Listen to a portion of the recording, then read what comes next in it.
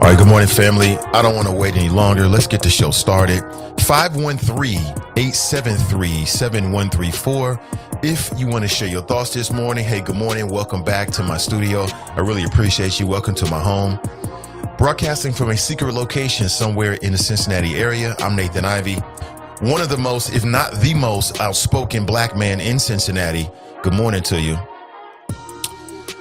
And good morning to the choppers. Many things to discuss. I will be talking about day 3 of the DNC. I will be talking about local topics, but I also want to talk about Thom Brennaman, who is the announcer for the Reds. And within the last 24 hours, man, things got heated for Thom. Things got real heated for Thom. And as I discuss this and give you my thoughts about it, I want to kind of bring you into the conversation by asking you, how many people out there have ever been in a position where you can hire and fire people? How many people out there have ever been in a position where you can hire and fire someone? That is a hugely big responsibility as a leader. Maybe you're a manager, assistant manager, something like that. Maybe you are in a position right now where you can make the decision to hire and fire people. That's a huge role. That's a huge role.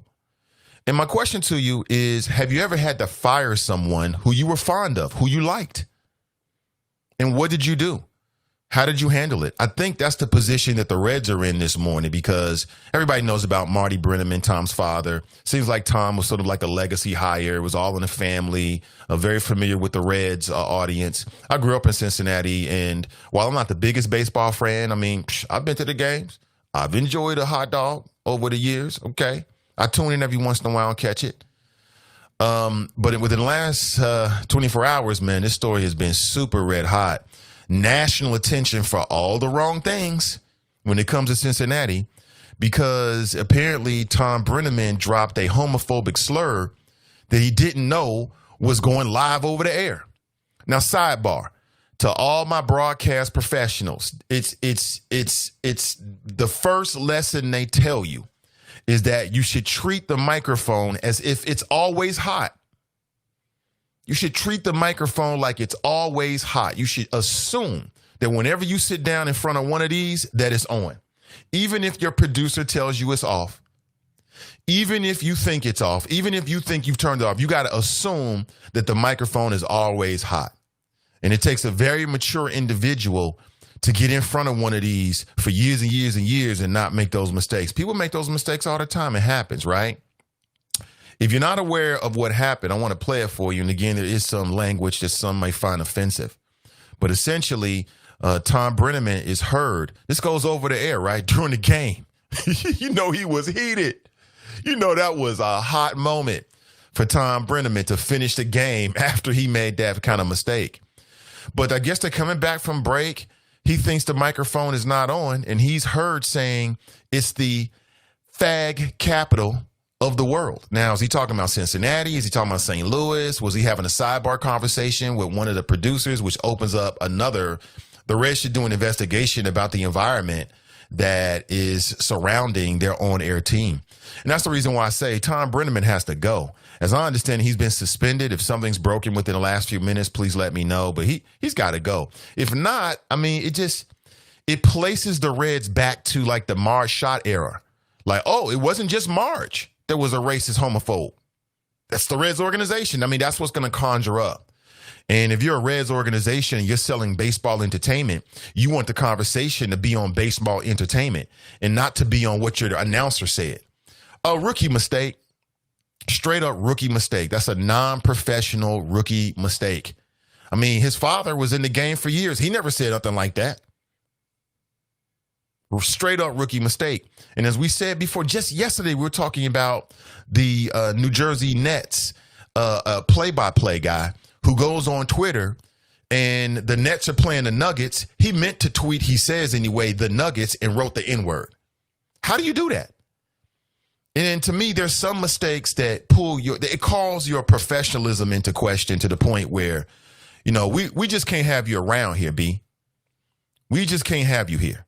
Okay? It is what it is. I'll say it again. Thom Brennaman has to go. Has to go. And I saw some of the tweets from some of the some local elected officials who are responding on it.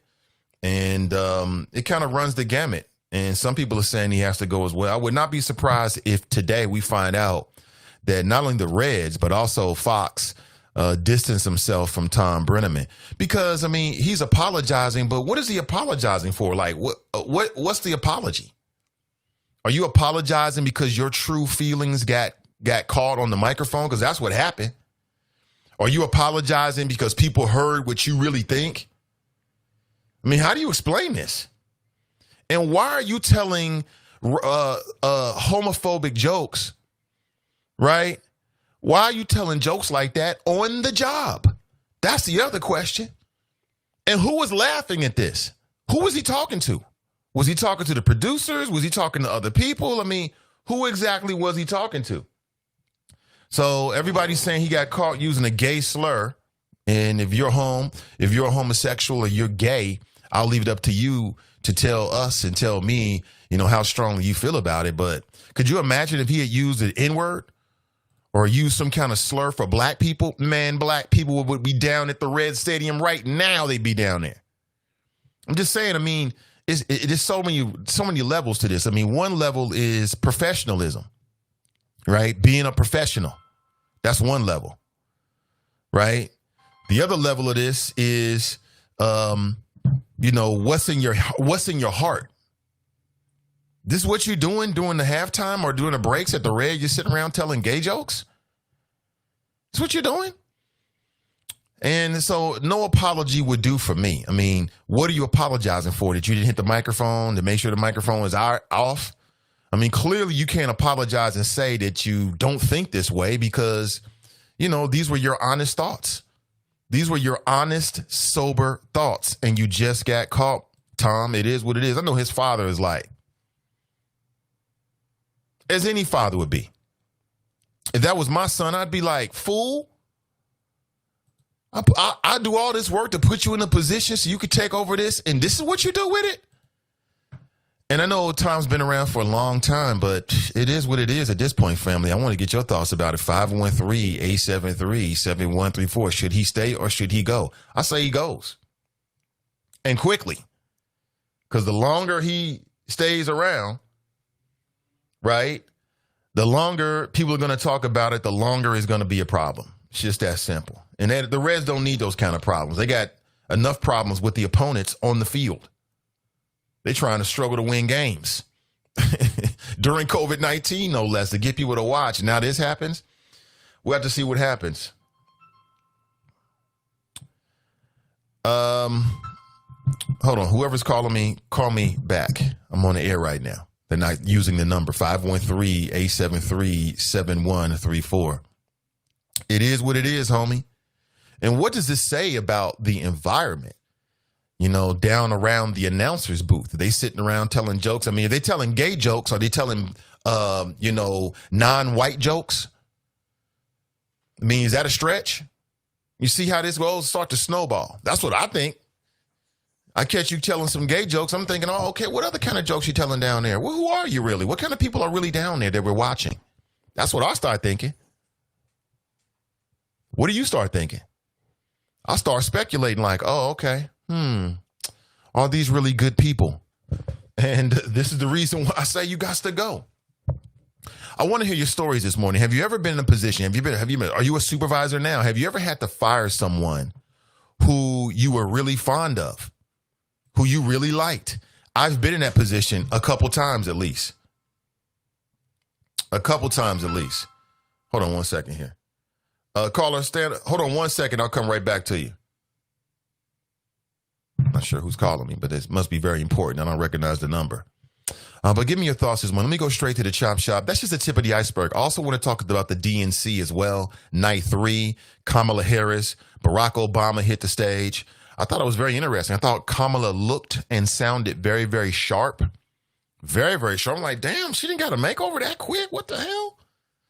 I thought she looked very vice presidential. Barack said, in essence, that Trump just can't grow into the job, which I agree with 100%. As his wife said on Monday, it is what it is. We all had high hopes, right? Even if you didn't vote for the guy, you were hoping that he would do the right thing and be the leader that we needed, but it's just not going to manifest itself that way. It's just not what it's going to be. It is what it is this morning. All right. I'm reading Marty Brennaman on Time. As a dad, I hurt for him. Yeah, I get it. You know, if that was my son that did something stupid and cost him, this huge platform and opportunity that, again, I work, like I said, I'm in that broadcast industry. I work hard to build a name that my son can on some degree walk in on, and then he does something like this. I mean, come over here, boy. You know, that's what a father would say. Boy, come over here.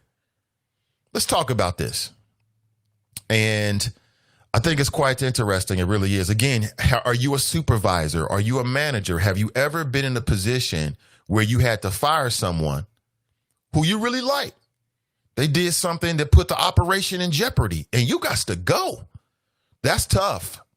I'll tell you my own story. I had to do that twice. It's not a good feeling, but that's what leadership does. You look at and you think about the larger good. You got to look at the whole operation, not just one person who you might be fond of. It can be a family member. It could be somebody that's in your family. And you jeopardizing the whole operation, you got to go. We'll holler at you. Love you. I'll be at the family barbecue. You know what I'm saying? Listen, on a personal level, it's all good. But on a professional level, it ain't working no more. Have you ever had to do that before? I want to get your thoughts this morning. 513-873-7134. And let me know how we're looking and sounding up on Facebook. In particular, I want to know that. Miss D is in the chop shop first this morning. She writes greetings. Tracy writes hi. Ray writes grand risings all. Brother Mazzone is in the house. Writes good morning, great people. Clue Magic writes grand risings, Nate and the Choppers. Sharp writes good morning, Nate and the Choppers. Brenda writes happy Thursday. Pat writes good morning. Jared writes good morning, hashtag team and I. Brother Mazzone writes, yeah, Tom just dug his career grave. He should have known that the mic is always hot. You learned that in broadcasting one-on-one. Now, there is no broadcasting 101 for me. Like, I didn't go to the Ohio Broadcasting School. I went straight into public radio, self-taught, self-made, and then from public radio, jumped to corporate radio, right? You know, my first days in corporate radio, nobody sits you down and runs down a list and says, here are the do's or don'ts. You either know it or you don't. You're going to be held accountable either way. right? So I never had that broadcasting 101. I'm sure at the Ohio Broadcasting School, they produce high quality broadcast students. I'm sure they sit down and tell them that. You know what I'm saying? They got a lot of fine instructors over there, right? I'm sure they do. Shout out to Ebony J this morning.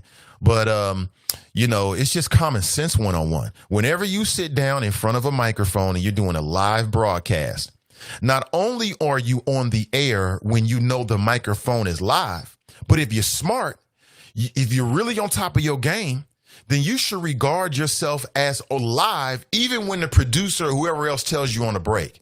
You got to keep that posture. Stay in character, if you will, right?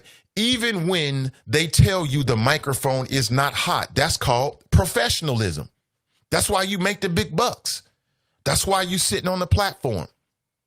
We ain't got no excuses for you. But what it shows me is that Tom was awfully comfortable on the job. Too comfortable on the job leads to things like this. You can never be and should never be too comfortable on the job where you're on the job acting like you at home. You're not at home. You're on the job. It should be different. It is different. You're going to be held accountable. Because if you at home and you say this on your couch, nobody says anything, nobody cares. No big deal. It's no big deal. But when you're on the job, you're going to be held accountable, homie. You're going to be held accountable, so you might as well just get ready for it. But that's what it says to me. That's why I say Tom has to go. I wouldn't be surprised if by the end of this show, I wouldn't be surprised if the Reds announce they're going to let him go. I wouldn't be surprised if Fox News let him go or Fox Sports lets him go. I wouldn't be surprised because it conjures up too many questions that if he stays, people are going to keep asking. And for me, it's like, damn, what other kind of jokes are you telling? Why is Thom Brennaman so comfortable on the Reds broadcast team? They're just sitting around telling what other kind of jokes? You telling jokes about women, telling jokes about black folks, telling jokes about what? The Dominican players? What other kind of jokes you telling, Tom? See? Watch it, folks, man. When you're on the job, you're on the job. When you're at home, you're at home. Two different things. Not the same. Tracy writes, just shut up and commentate. Exactly, Tracy. Just shut up and do your job. Save the jokes for comedy night at the Improv on the Levee. Save the jokes for, the family barbecue where it's just you and your friends and things like that. And you could tell jokes about gays.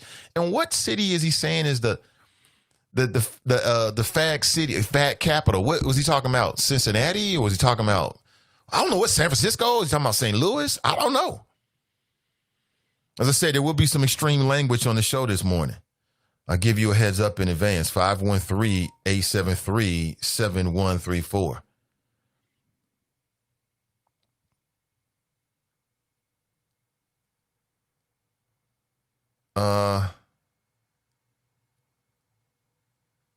Okay. Yeah. For sure. Okay, I can do that. Yes, I can. Buckeye Alicia writes, God morning, Nathan and the Choppers from the Gym City. Good morning to you. Pam writes, good morning, all. Brother Mazone writes, I'm live from Facebook County Jail. LOL, please send commissary. Really? Y'all don't understand me, writes, Thom Brennaman has to go. Why? The police who said, can I have my gun so I can lock up some Negroes is still gainfully employed by the CPD. And what's your point? They need to go too. Tanika writes, good morning, Nathan Choppers. Brian writes, morning. CJ writes, good morning, all. Let me see. Buckeye Alicia writes, me. Tanika writes, me. Yeah, my question for you is, have you ever had to fire someone who you liked? Have you ever had to fire someone who you were very fond of? Someone that perhaps you hired? Someone that you were close to?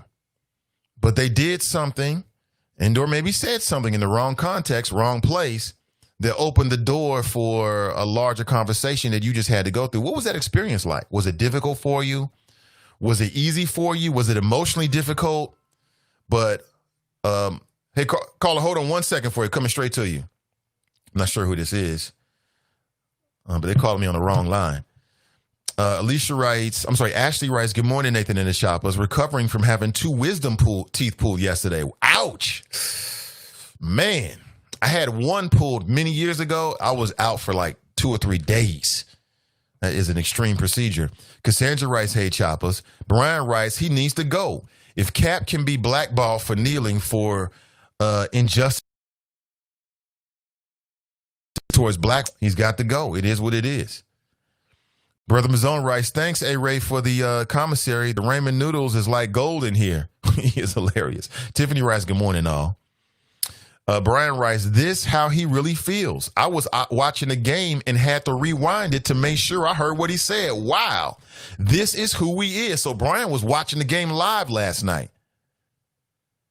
And let me play this for you so you know we're all on the same page. Again, you know, for folks who are sensitive or sensitive to these kind of things, I mean, I want to say, I want to give you a heads up so you can do whatever you need to do.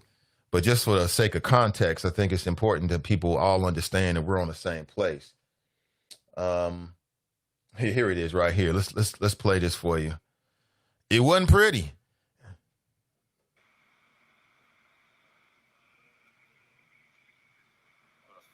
Capitals of the world. Reds.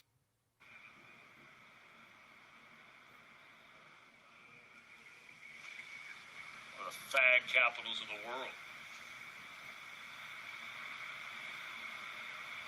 Reds Live, the pregame show presented by Ray St. Clair. So how do you say the fag capital of the world? Reds Live, then he's on. And see, that's the mistake that he made. You're always on when you're at work.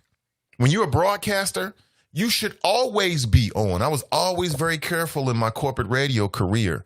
I always looked upon the microphone as hot. I don't care what the producer says. I don't care what anybody else says. I don't care about what other people are saying. The microphone's in front of me. It can be on and you don't even know. Some people try to set you up. Some people try to set you up. You never know. You got producers out there that might want to be on air. You never know. So I was always cognizant of that. You know what I'm saying? And for, broadcasting professionals, learn from this situation right here. They should play this clip and talk about it over at the Ohio Broadcasting School. The microphone is always hot, even when the producer tells you it's not. When you're sitting there and you got a couple moments to think, watch what you say. Watch what you say, because you never know what people's motivations is. I don't really trust people. There's a lot of rat monkey snakes out here. I never really trusted people. I was always very, very careful about what I said when I sat down in front of the microphone. The moment I sat down, I was at work. I heard a lot of things and jokes being said when we were in break. I didn't partake in them. Always be careful of what you say, because like I told you, you never know what people's motivations are. Number two, you never know. People make mistakes, human error. Sometimes, like if you're in control of your microphone, you know what I'm saying? Sometimes you think you turn it off and it's really on. When you sit down in front of the microphone for the entirety of the time you're in front of the microphone, you should look at it like you're live. That's a little memo from Nathan Ivey to you. Lord, don't go out like Thom Brennaman. And if the Reds don't get rid of him, the message that they're saying is like, a little slur is okay. It's okay. It's not that big a deal. How can they afford that? How can they afford that? How can they do that? I don't understand. Hey, good morning, Kendall. Good morning, Andre. I might be having some issues taking in comments from Facebook. I'm seeing people on YouTube, but no comments from Facebook coming through my stream right now. I wonder what's up with that. So I have to get those comments in another way. I definitely want to incorporate your Facebook comments into the show this morning. Can you imagine what he says about black people without a hot mic around his white buddies? See, there we go. Reds organization, I hope you're listening. There we go. I told you. That as long as he stays, that's what people are going to start thinking. They're going to start thinking like, Oh, yeah, I see there are comments up on Facebook. Anthony writes, they will make him sit out a few games. Then when this died down, he'll be back. However, he'll be fired if people start to complain or protest. Could be. Frenay writes, who was Tom B talking to? Where is the entire conversation? Did someone turn on the mic on purpose? You never know. Like I said, you got producers that sometimes want to be on air. There are people out there, rat monkey snakes, that have bad intentions. We don't know. We don't know. It could have been, I don't know if he was in control of his own microphone or if somebody else was in control of it. I don't really know.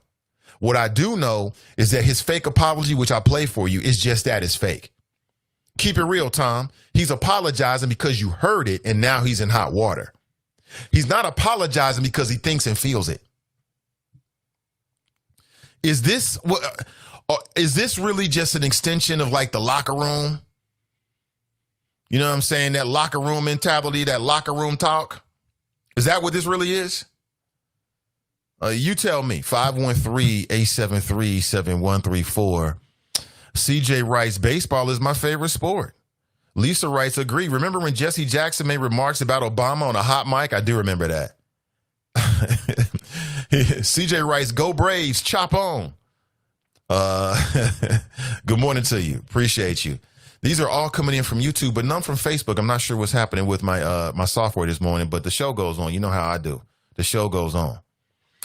Pam writes, did y'all hear about Sweetie Pie's owner's son getting charged for murder of his nephew? Did the conspiracy of it? I did. Apparently, it looks like they set this brother up to get $450,000 worth of life insurance. Yeah, something's going on with that family over there. The son clearly has some issues. I did see that story, Pam. It was very, very tragic. Bucky Alicia writes, Tom does not reflect the attitudes of the Reds or Cincinnati. Oh, yes, he does. Yes, you do.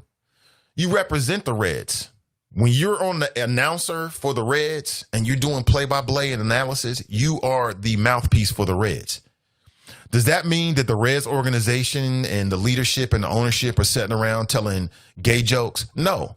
I'm just saying in terms of public perception, that's the way people are going to perceive it. They're going to perceive it as if he is a representative of the Reds, and he is. Period. That's just the way it is. That's why you make the bucks. That's why you get the good seats. That's why you on air. Period. You can't have one without the other. Do I think that I'll say it again. Do I think that the Reds ownership is sitting around telling gay jokes? No. I know Tom is, but they pay him to represent them. Stop me when I'm wrong. It is what it is. It is what it is. Buckeye Alicia writes, he should be fired. Cassandra writes, he apologized because he got caught. That's it. Not for what he said, right? Tracy writes, it wasn't a joke. As a minority, as a black man, I can't help but speculate. Are they telling anti-black jokes? Are they telling non-white jokes? Are they telling jokes about the non-white players that populate the Major League Baseball? The Dominican players, the Puerto Rican players. Are they telling jokes about them? That's what people are going to do. That's what smart people do. They try to fill in the gaps like, I need more information. I'm trying to create a picture of this individual. It is what it is. It is what it is this morning. CJ writes, I agree he should be fired. Kendall writes, whether he like it or not. Absolutely. Misty writes, good morning, Nathan. Shaking my head. Hey, good morning to you, Misty. Hey, please, folks, take a second to like and share today's show. I think we're at 3 shares right now. I want to get to at least 20, 25. Please take a second. Hey, Fast Pitch, she writes, he even said he doubts if he put the headset on again. And which city is the fad capital of the world? Cincinnati or KSC or somewhere else? Right. Exactly. What city is he talking about? Who was he talking to? Because I think the Reds should have a conversation with the whole crew. Now, Tom is the dude that's going to hot seat, right? He's in the spotlight. When you in the spotlight in a leadership position, then this is what happens. But who was he talking to? Who was on the receiving end of this conversation? I think it's all fair. 513-873-7134. And his father, Marty, is somewhere like, I work all this time to carve out this good name and your dumb ass come and do something like this? Marty was on the air for years. Did he ever make a mistake like this? It's the difference between professionals. There's some mistakes that professionals you just don't make. It's intolerable. There's some circumstances which an apology it ain't good enough. It ain't good enough. There's some circumstances in which an apology just ain't gonna cut it. You know, like the guy who was doing the play-by-play for the New Jersey Nets, he claims that he was tweeting the word Denver Nuggets, but tweeted the word Denver Nigwas, the N-word. You got to go. We'll holler at you. We like you. It ain't personal, but you have to go. You're jeopardizing the operation. The operation is bigger than just any one person. You know what I'm saying? It is what it is. Again, which begs the question again, I want to make it more personal. Have you ever been in a situation? CJ on YouTube writes, I am bisexual. He should be fired. Have you ever been in a situation where you have had to fire someone that you were fond of? You might have hired this person. You might really like them. Y'all was friends. Y'all did lunch together. Maybe you interacted outside of work. But the circumstance happened in which you just had to let them go. If so, I'd love to hear that story and what you did. How you deal with something like that? I think it's what the Reds are dealing with, but we'll see what they do. Pardon me. We'll see what they do. Clue Magic writes, Ray writes, his father was spec too. I don't remember Marty saying anything. I can't remember anything coming out. Clue Magic writes, it was a rookie mistake, but Tom ain't no rookie. He should have known better. Tom is 50-something years old. He's been doing broadcasting on multiple platforms for years. It was a mistake of comfort. Getting too comfortable on the job. You might even say it was a mistake of privilege. Right? The mistake of privilege. Right? Sitting around, getting too comfortable on the job. I mean, that's a very small margin of error when you're a live broadcaster.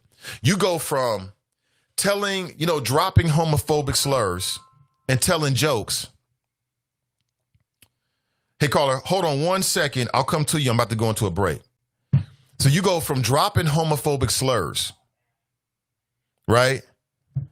You go from dropping homophobic slurs, and then 3 seconds later, you're live to the Reds broadcasting audience. I mean, you're not giving yourself enough of a cushion. You know what I'm saying? In case something goes wrong. But if you missed it, I'll play it again for you. Plus, I've got a lot of audio from the DNC day 3 last night. It was really interesting.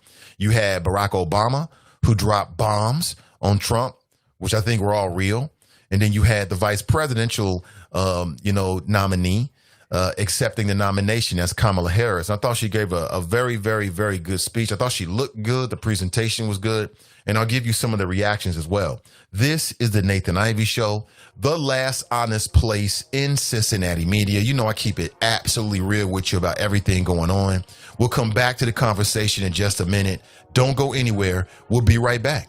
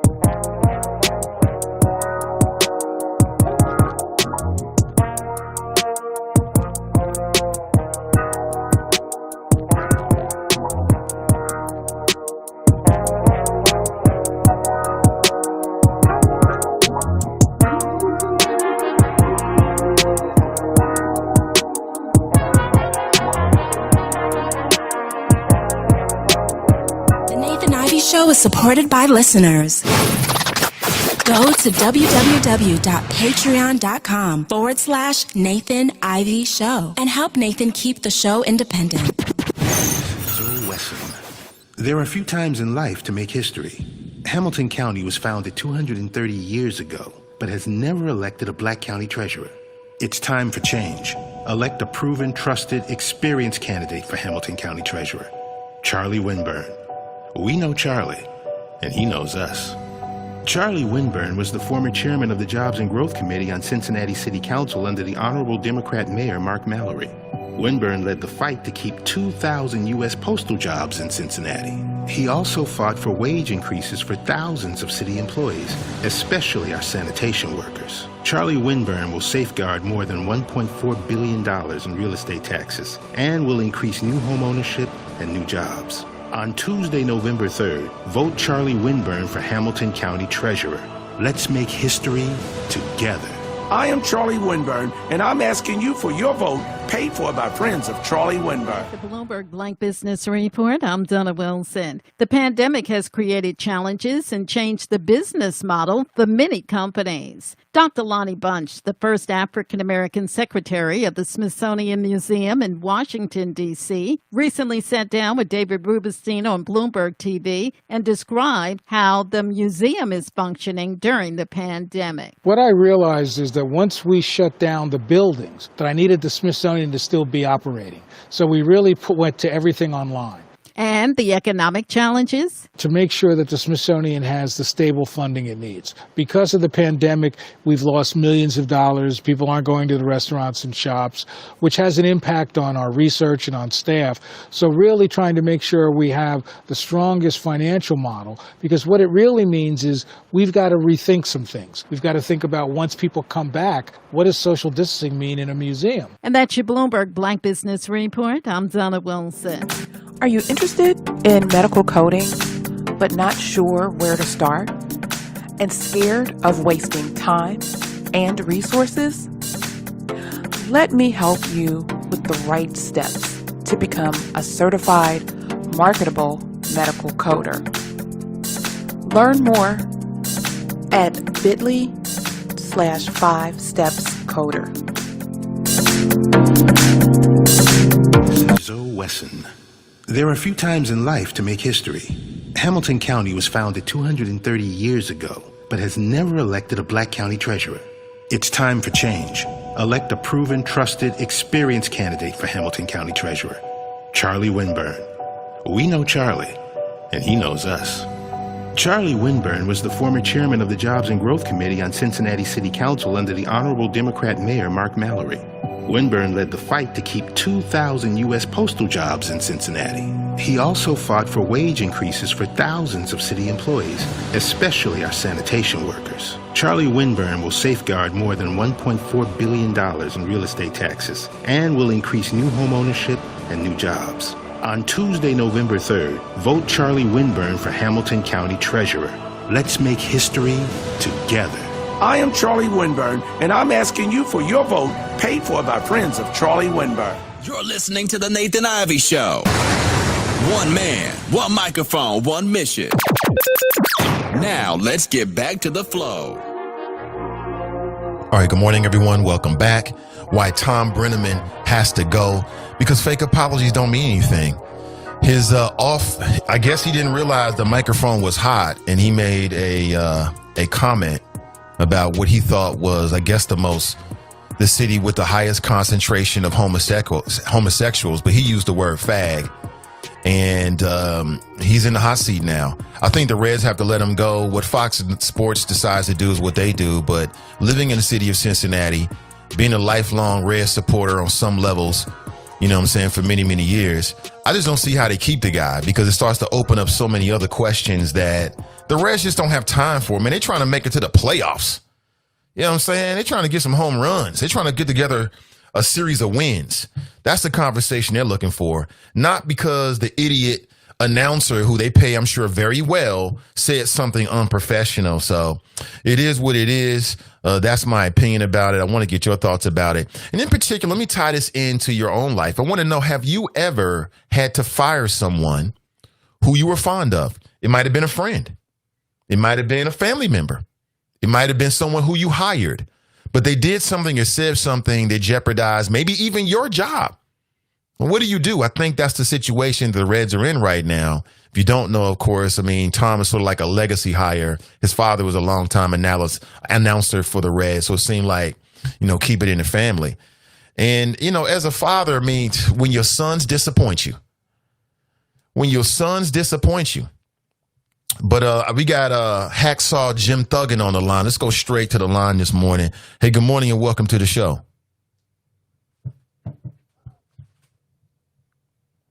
Hey, good morning. Welcome to the show. Good morning, Guy. How you doing? I'm doing great. I'm doing great. Welcome. Yes, sir. I would just like to say that in regard to Thom Brennaman, Marty's kid, black folks, mind your damn business. Just 2 days before, you had an announcer say he meant to tweet nuggets, but he actually tweeted, the N-word, which is kind of weird because that kind of makes sense because the U is right next to the I and the T is right next to the R. You understand? But that's the bigger issue we need to worry about. What Thom Brennaman was talking about the big. I don't know why he's on TV describing Atlanta. They weren't playing. They weren't in the game. It was the Reds against Kansas City. So I don't know why he's bringing up Atlanta. But the point is, that ain't our business. If you gay and black, pick a side. Which one are you, gay or black? First. But him saying that about Atlanta, that's not our business. We don't care. So that's what we just saw on video, 15, 20 years ago, a Cincinnati policeman say, "Can I have my gun so I can go lock up some niggers?" And he still has a job. We're gonna see how the two, because both announcers have been suspended indefinitely. Nobody fired yet. You're gonna see the difference in how gays are treated and blacks are treated. So that's what I'm saying. Mind your damn business. All y'all going off talking about that man, like it makes no sense. It ain't necessary. That's not our business. That cop who still has a job with Cincinnati who did that on video, that's our business. You understand? Now I'm sure you disagree, Nathan, because you like to appease everybody. You don't take a hard stance on anything. But that's fine. The fact remains is that what he said, yeah, it was mean spirited. I tell you what was funny though, Nathan. Are you listening? Can you hear me? Yeah, I hear you. Oh, okay. I keep hearing a beep. I don't know if I'm being whatever. But listen, the funny thing about it was he's issuing an apology, and one of the Reds hit a home run, so he had to call the home run while he's apologizing. Like, yeah, what I said was hurtful. I don't know if I'll put this microphone on. And there's a drive to left field, and that's a home run for the Reds, makes it 4-0. But yeah, I'm really sorry for what I said. That was funny. You know what I'm saying? If you go back and listen to that apology. But yeah, that's all I got to say about it, bro.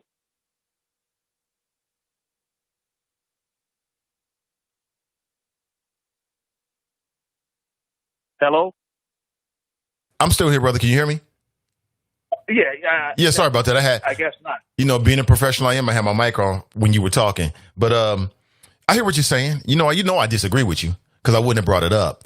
And, what you had to say about me, I mean, you can hold on to your opinion, but I'm Mr. Strong Opinion. That's what I'm known for. And you're right. It was hilarious when he had to stop during the home run. He's giving his apology. And he has to do the play-by-play. That was a funny moment.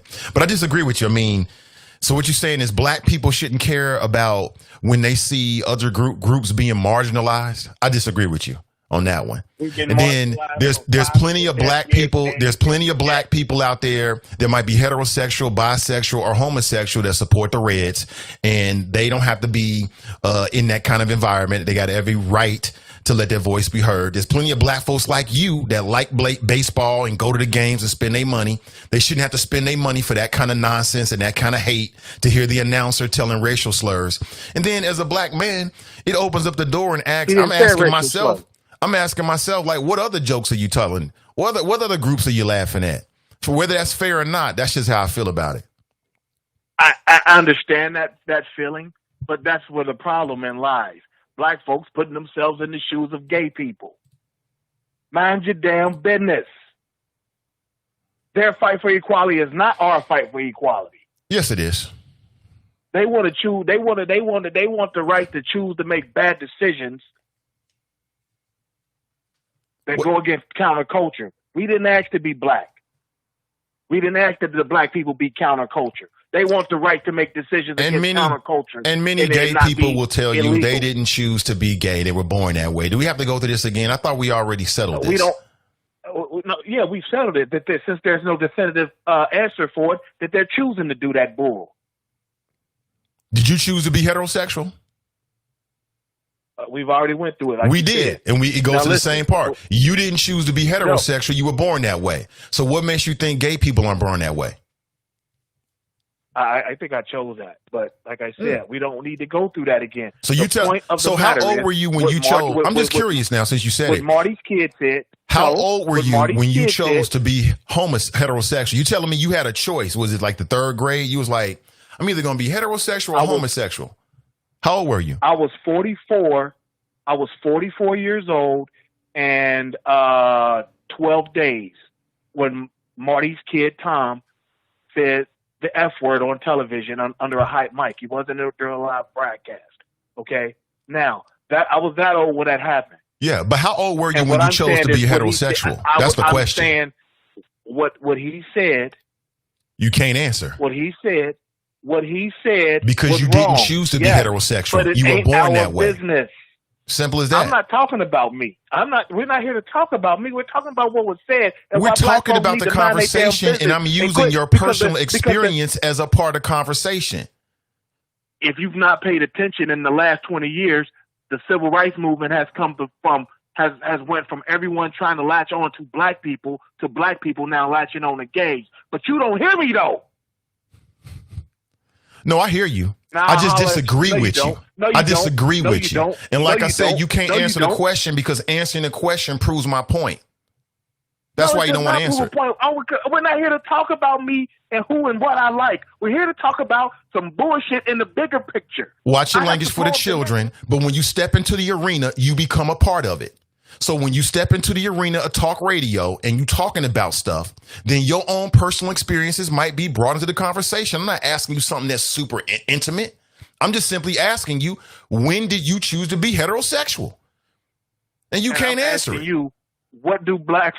It doesn't matter what. It does matter because it gets to the point. Ain't got nothing to do with it does matter. Over sausage. It does matter because if you're making the point that gay people are choosing to be gay, I'm just flipping it back on you. Did you choose to be heterosexual? Did you want to argue? Did you want to argue? You know, we ain't spoken in a couple of weeks. You just want to argue, Nathan? No, I want to get to the bottom of the conversation. I want to get to the truth. We've on your station talking about Thom Brennaman. Not so you can't answer the question. I get it. We can move on. You can't answer because when you answer, you're going to prove me right and you don't want to do that. I got you. Let's move on. You right. Move on, Nate. We can move on. I don't want to keep hitting the point. I already made my point. You right.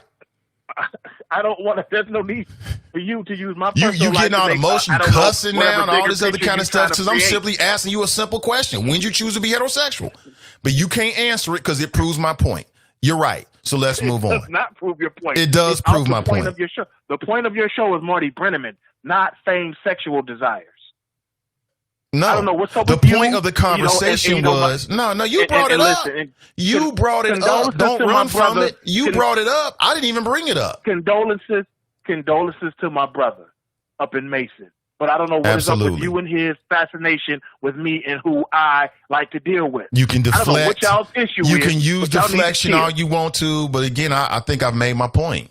So like I told you, there is a connection. Hey, but you know what, Nathan? The same people as oppressing gays as oppressing black folks. Oh, okay. It's been real. Trust me, I had fun. So did I. And I will holler at you at a future moment. Right. Appreciate it. Appreciate it. Don't get all in your emotions and start cursing. There's children watching. My children might be watching. I'm just saying. I don't want to have to regulate grown folks, but I will not shy away from it, bar none. It makes no difference. But I appreciate what you're trying to say. I do. He was getting to it ain't our issue, man. What did Martin Luther King say? Injustice anywhere is what? A threat to justice everywhere. That's part of black folks' problem. That's part of what makes it so difficult for us to try to get the equity policy intangibles is because we only see it from just our perspective. We don't understand the larger fight that's going on out there. As a black man, I ain't with it. I don't give a damn if it's gay, if they Native American. I ain't with it. Period. Across the board. And I don't have to wait until there's a fire in my backyard if there's a fire in my neighbor's yard, I want to try to put it out there before it gets to my yard. That's called forward thinking, but I get it. He didn't want to answer the question. I understand it. He wants to get into his feelings this morning. I get it. Kendall writes, where is the empathy? Amadin writes, who cares what he said? Why would someone control you so easily? Toughen up. Life is hard. Super Burrito writes some old crazy ish, which I'm not even going to put up there. Listen, when I go to a baseball game, I'm watching a baseball game, I don't want to be inundated with the announcers homophobic or racist or, gender bias. I don't want to hear all of that. I want to hear you announce the game. Do the play-by-play. Keep it simple. That's what you're getting paid for.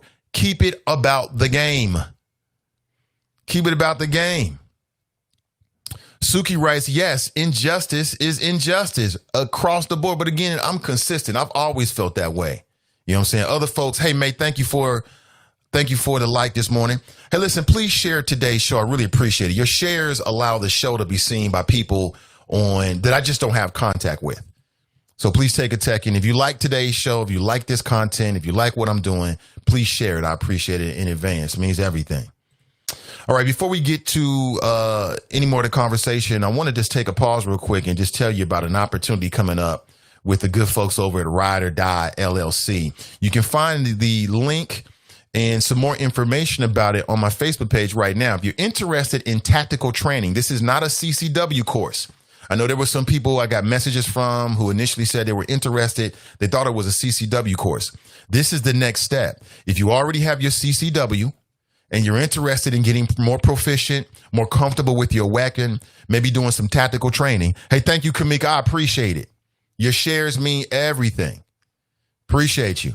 And for folks who've already shared it, I really appreciate it. But the date is September the 5th. That's a little over 2 weeks. 2 weeks from this Saturday. That's the first Saturday in September the 5th. From 8 a.m. to 12 p.m. The location is going to be out in Waynesville, Ohio, 6964 Township Line Road. The cost is $100, which is a reduced price that they're offering special to this particular group. Nathan Ivey Show listeners, we're asking for a $20 hold fee to hold your spot that you can disperse via either the Cash App or PayPal. Just send it to Nathan Ivey Show to confirm. I will confirm with you. If you have rounds of ammunition, they're asking for you to bring that as well, at least 200 rounds of ammunition. Ammunition may be available to purchase. I talked with Brother Forte. He's got enough ammunition for the first 5 to 6 people who let us know that they need it. And you can purchase it from him. I believe the purchase price is $90 for the ammunition. Of course, it's yours. You can do what you like with it. If you're interested, you can please hit me with a direct message and I'll respond to you today. And I'd like to get back to him by next week with the confirmation of our numbers so him and his team can make all the decisions that they need to. Why are we doing this? We're doing this because I believe in the ability for Black people to live their best lives in this country. And part of that is protecting yourself and your family. And the whole reason why we started the CCW training and did the first class is to lead to more tactical training. I would love for this to become a regular group where we get together and go out on the range and become more proficient. This is about defense. This is about protecting your family and yourself. If God forbid you have to use your weapon, this is about learning the right way to use a weapon. And this is about becoming more proficient. So if you're someone who likes to go out on the range anyway, hey, join the group. We love to have you be a part of it. If you've already got a CCW, but the last time you was on a range was at the CCW when you were getting your training, this is perfect for you. And please let me know. Again, it's September the 5th, coming up in about a little over 2 weeks. And it's an outdoor range, so we'll be outdoors. You'll be with qualified instructors who've been doing this for a while. It's got a good track record. And you'll be with Nathan Ivey Show listeners, myself as well. And we'll go through the course and the training together. And all the folks who I've ever talked to who went to the Ride or Die gun training have said great things about them. I got my CCW from them. I've got nothing but great things to say about them. So please feel free to join that group. I would love for you to be a part of it. 513 873-7134. King Koblar writes, right, Nate, down at the stadium line dancing. Ray writes, legacy nepotism is hard to penetrate. Legacy nepotism. That is a thing here in Cincinnati. Miss Tiffany writes, do we really care if he used the word? I don't. People are only upset because it was put out on the air. What if he would have used the proper word? Would it be news? So what would be the proper words? If he said it's the gay capital, even if he said it was the gay capital, whatever capital he was speaking of, it still would have been an issue. It still would have been an issue. Because he used a gay slur, it makes it even more of an issue. But it would have been an issue even if he said that. It would have been an issue. Kamala Harris is looking good. She will make a great VP. Very pleasant to the eye. Yeah, she looked good last night. Kamala looked great last night. She sounded even better to me. I thought Barack was on point. And overall, like I said, I think that we'll see. There's still a lot of question marks. I still say Kamala should be held accountable for her prosecutorial record. I think she should still be held accountable to that.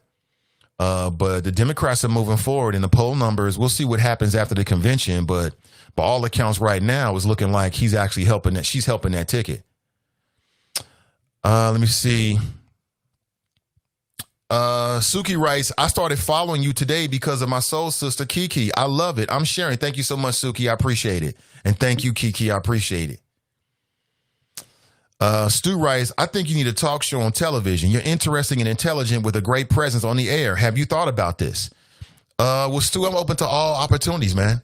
I've been doing this for some time. I mean, the video element is new to me. I've been more of an audio person. I never thought I would be suited for television. Never looked at myself like that. But, you know, I'll take it as motivation, Stu. I appreciate it. I appreciate it. David writes, Morris Albert wrote a song called Feelings for Hacksaw. Is that right? Is that right? Oh, man. But I appreciate the love. I do. I appreciate that. No, I never thought about it at all. I've always been an audio, sort of a radio kind of guy. Like I said, I started in public radio, moved to corporate radio, and then to internet radio, and just started doing the live streams within the last couple of months. It seemed like the thing to do. Everybody was doing video, so I want to do video. You know what I'm saying? And now, of course, the show is on YouTube as well.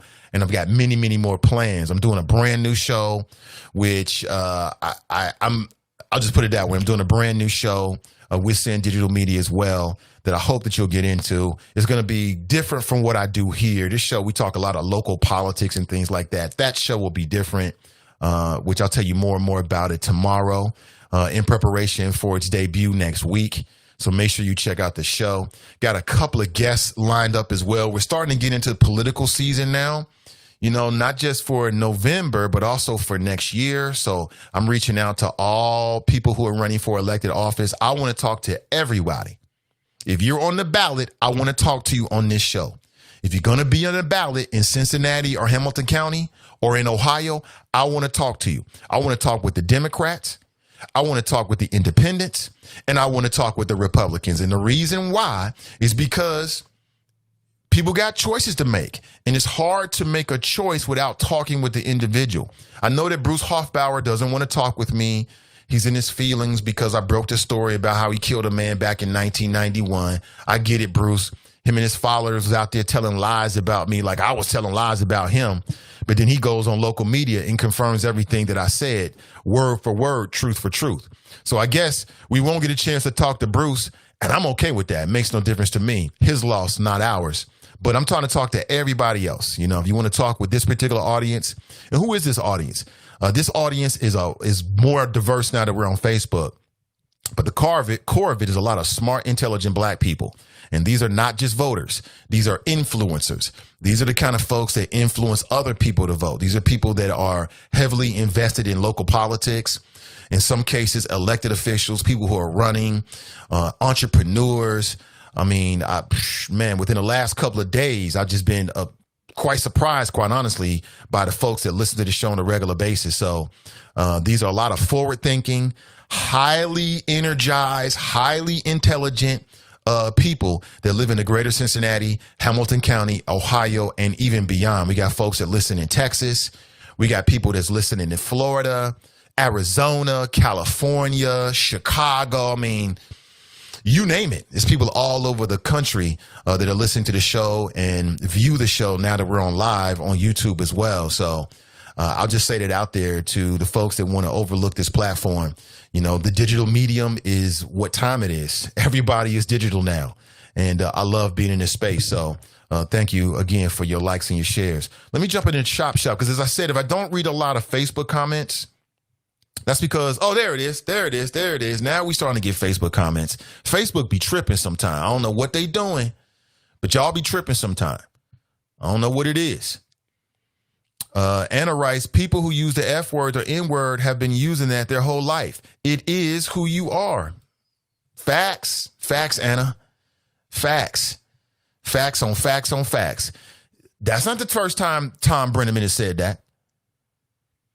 And again, if you're that loose with your words talking about homosexuals as a minority, I can only speculate what you're saying about people that look like me, what you're saying about non-white people. See how that works? I keep saying the same thing and repeating myself because that's what the Reds are dealing with. You know what I'm saying? I can look into my crystal ball and see it's probably a very difficult decision. I'm sure they love the Brennamans, and for good reason. I'm sure they love the Brennamans. I'm sure they're cool as hell and everybody and family and the whole 9 yards. But Sonny, Tom didn't make a mistake. And some mistakes as a grown person cost you your job. It is what it is. You know what I'm saying? There's no way around it. And that's a very uncomfortable position. As I told you, I've led programs, started programs in youth development. I led a staff that at the largest I had maybe 12 or 13 people ranging in ages from, 17 to 60 something, right? And I'm responsible for the whole shebang. And I was put in a position where I hired some people, and one person in particular that I was really, really thought would be really good for the program, and he just didn't turn out. We started taking things for granted. I started noticing, first it's always little things, right? But you always notice it when you're a program leader, when you're the boss, right? You always notice these things if you're on top of your game. And, it was difficult in the sense that I really liked them. I hired them. I liked him. I was very fond of him. And I could see the potential for what he could bring to the program. That's why you do any kind of hire, because you think somebody's going to be good for what you're trying to do. But it got to the point where I had to sit him down and let him go because, when leadership allowed people that's on their team to not be the best they can be, it puts your leadership in jeopardy. Tell me I'm wrong. I've worked on jobs where leadership should have gotten rid of people, and because they did not, it put their ass in a sling. I've seen it. That's how it works.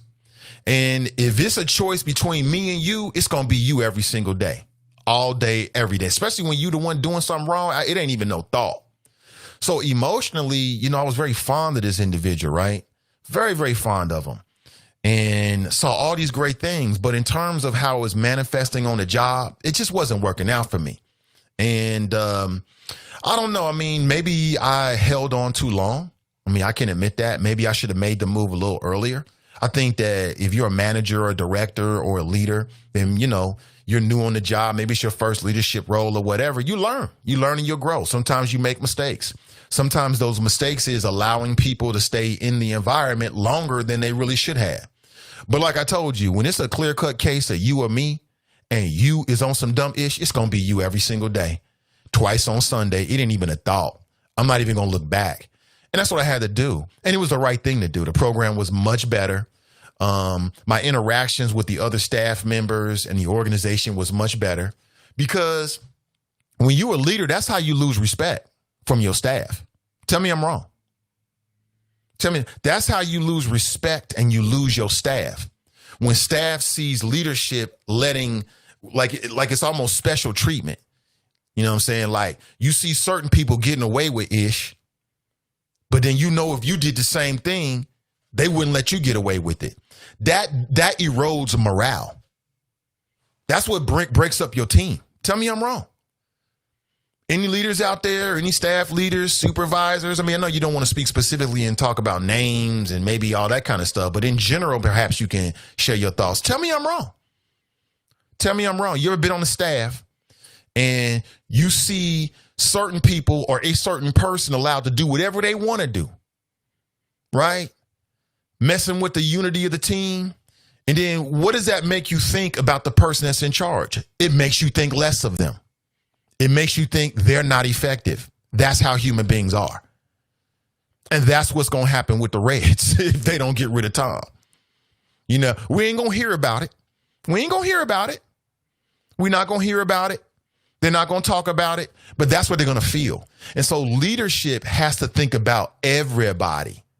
You got to think about the whole operation, not just your friend or somebody you're friendly with or somebody who, you know, 70% of the time they on point, but it's that 30% where it's like, they're messing with the team.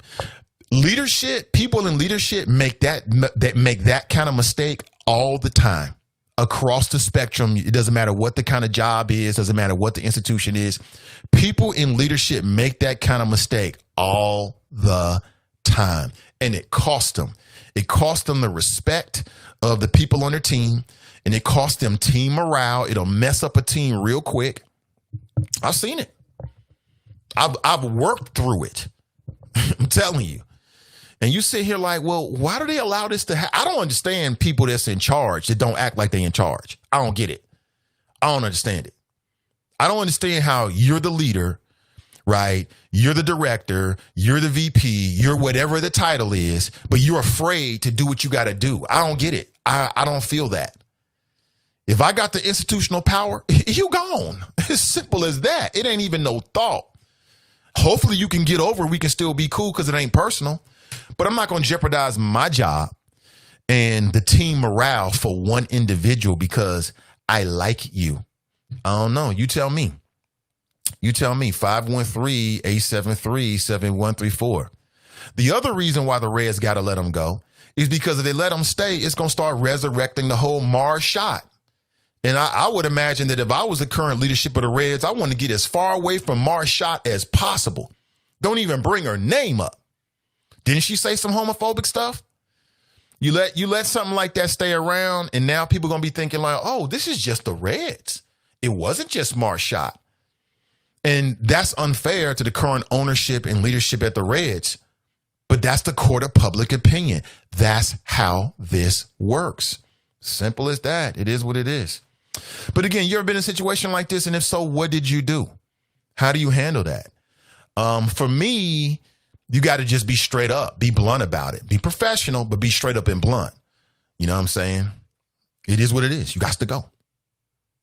Looking straight in the eyes. Hey, I like you.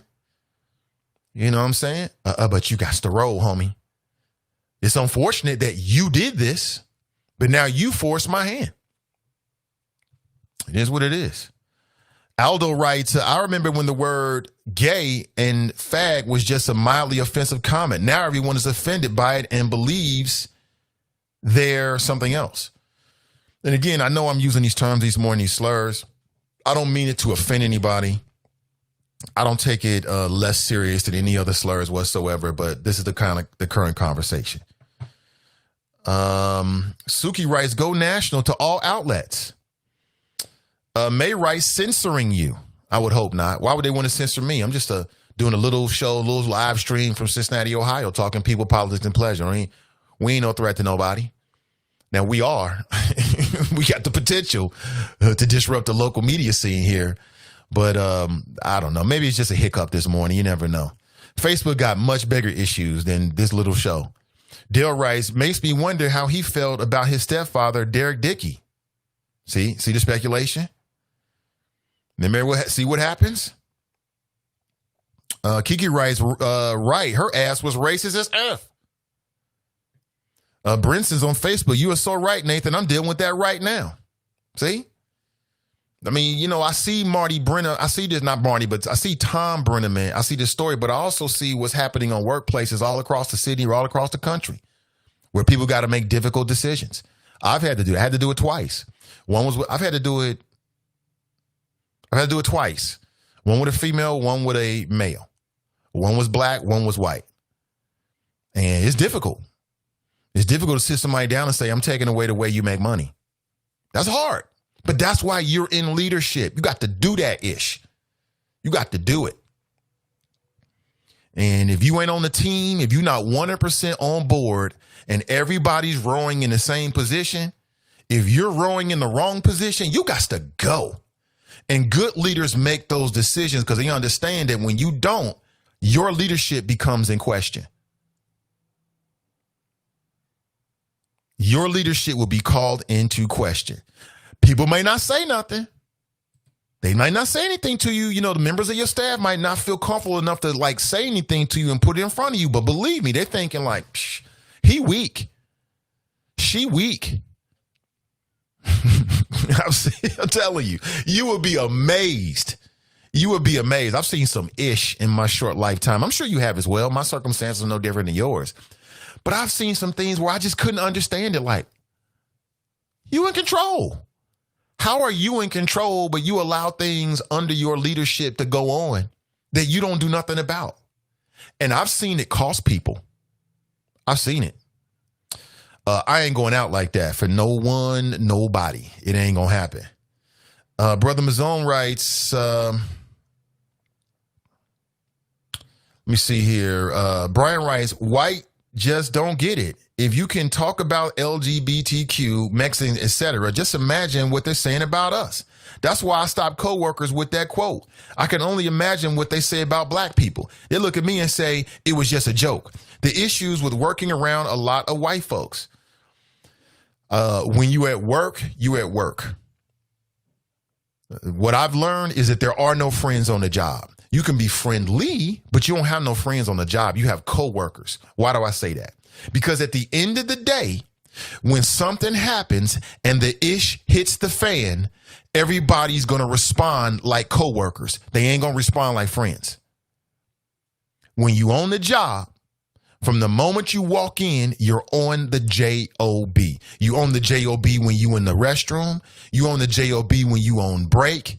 If you're a broadcaster, you should imagine the mic is always hot. There is no not hot mic when you're in broadcasting. The mic is always hot. You're always representing whoever you work for, 100% of the time. When you sit in the back and you kicking it with the producer or whoever else might be in the studio, you're on the job, 100%. That's what it is. And some people get really comfortable in those situations. They get comfortable in their privilege. Oh, I'm cool with such and such. Oh, ain't nothing gonna happen. Okay, that same person who you kikiing and laughing with, they're not gonna lose their job for you. They're not gonna lose their benefits for you.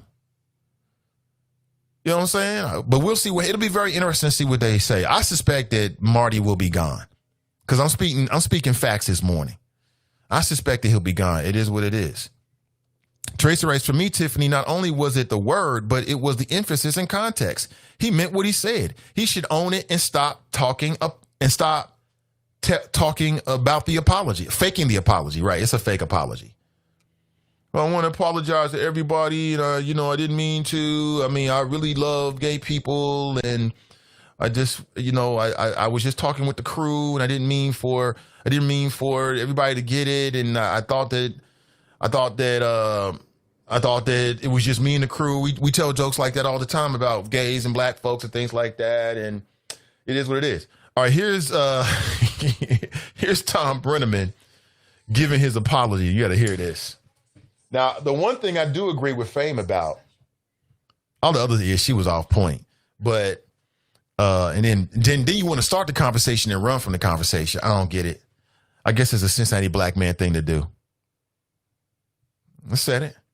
But what I do agree with him about it was hilarious. It was a hilarious moment when Thom Brennaman is trying to give this apology, but then somebody hits a home run. So he's got to stop the apology and go back to play-by-play, right? It's off. Jim Day's going to be taking us the rest of the way through this game as Holland takes over on the mound. I made a comment earlier tonight that I guess went out over the air that I am deeply ashamed of. If I have hurt anyone out there, I can't tell you how much I say from the bottom of my heart. I'm so very, very sorry. I pride myself and think of myself as a man of faith. As there's a drive in a deep left field by Castellanos, it will be a home run. And so that'll make it a 4-0 ball game. I don't know if I'm going to be putting on this headset again. I don't know if it's going to be for the Reds. I don't know if it's going to be for my bosses at Fox. I want to apologize for the people who signed my paycheck, for the Reds, for Fox Sports Ohio, for the people I work with, for anybody that I've offended here tonight. I can't begin to tell you how deeply sorry I am. That is not who I am and never has been. And I'd like to think maybe I could have some people that could back that up. I am very, very sorry, and I beg for your forgiveness. Jim Day will take you the rest of the Nope, you can't get it, homie. Sorry. What are you sorry for? You just said it. Wait. This is not who you are. It is who you are. You can be a man of faith. You can be an all-around good guy. And you can also think it's funny to tell gay jokes. All those things can be true at the same time. That's what it is. These apologies kill me, man, because they always say the same thing. If I hurt anybody, well, I'm not a homosexual, so I can't speak for the homosexual community. I can't speak for the gay community. But when people tell these sort of like racial slurs about black folks or dropping the N-word, and they say, well, if I hurt anybody, I'm not hurt. I just know that you are racist. I ain't hurt. Like when the dude for the Denver Nuggets wrote the N-word instead of Nuggets, which I don't believe. Again, another non-professional shit that should not be in a job. There's too much talent out there that won't make that mistake, to hold on to somebody that'll make those kind of mistakes and harbor those kind of feelings. It's just it's just too much talent out there. Go find talent that understands that this guy is sitting in the Fox Sports Ohio studio telling gay jokes during the break.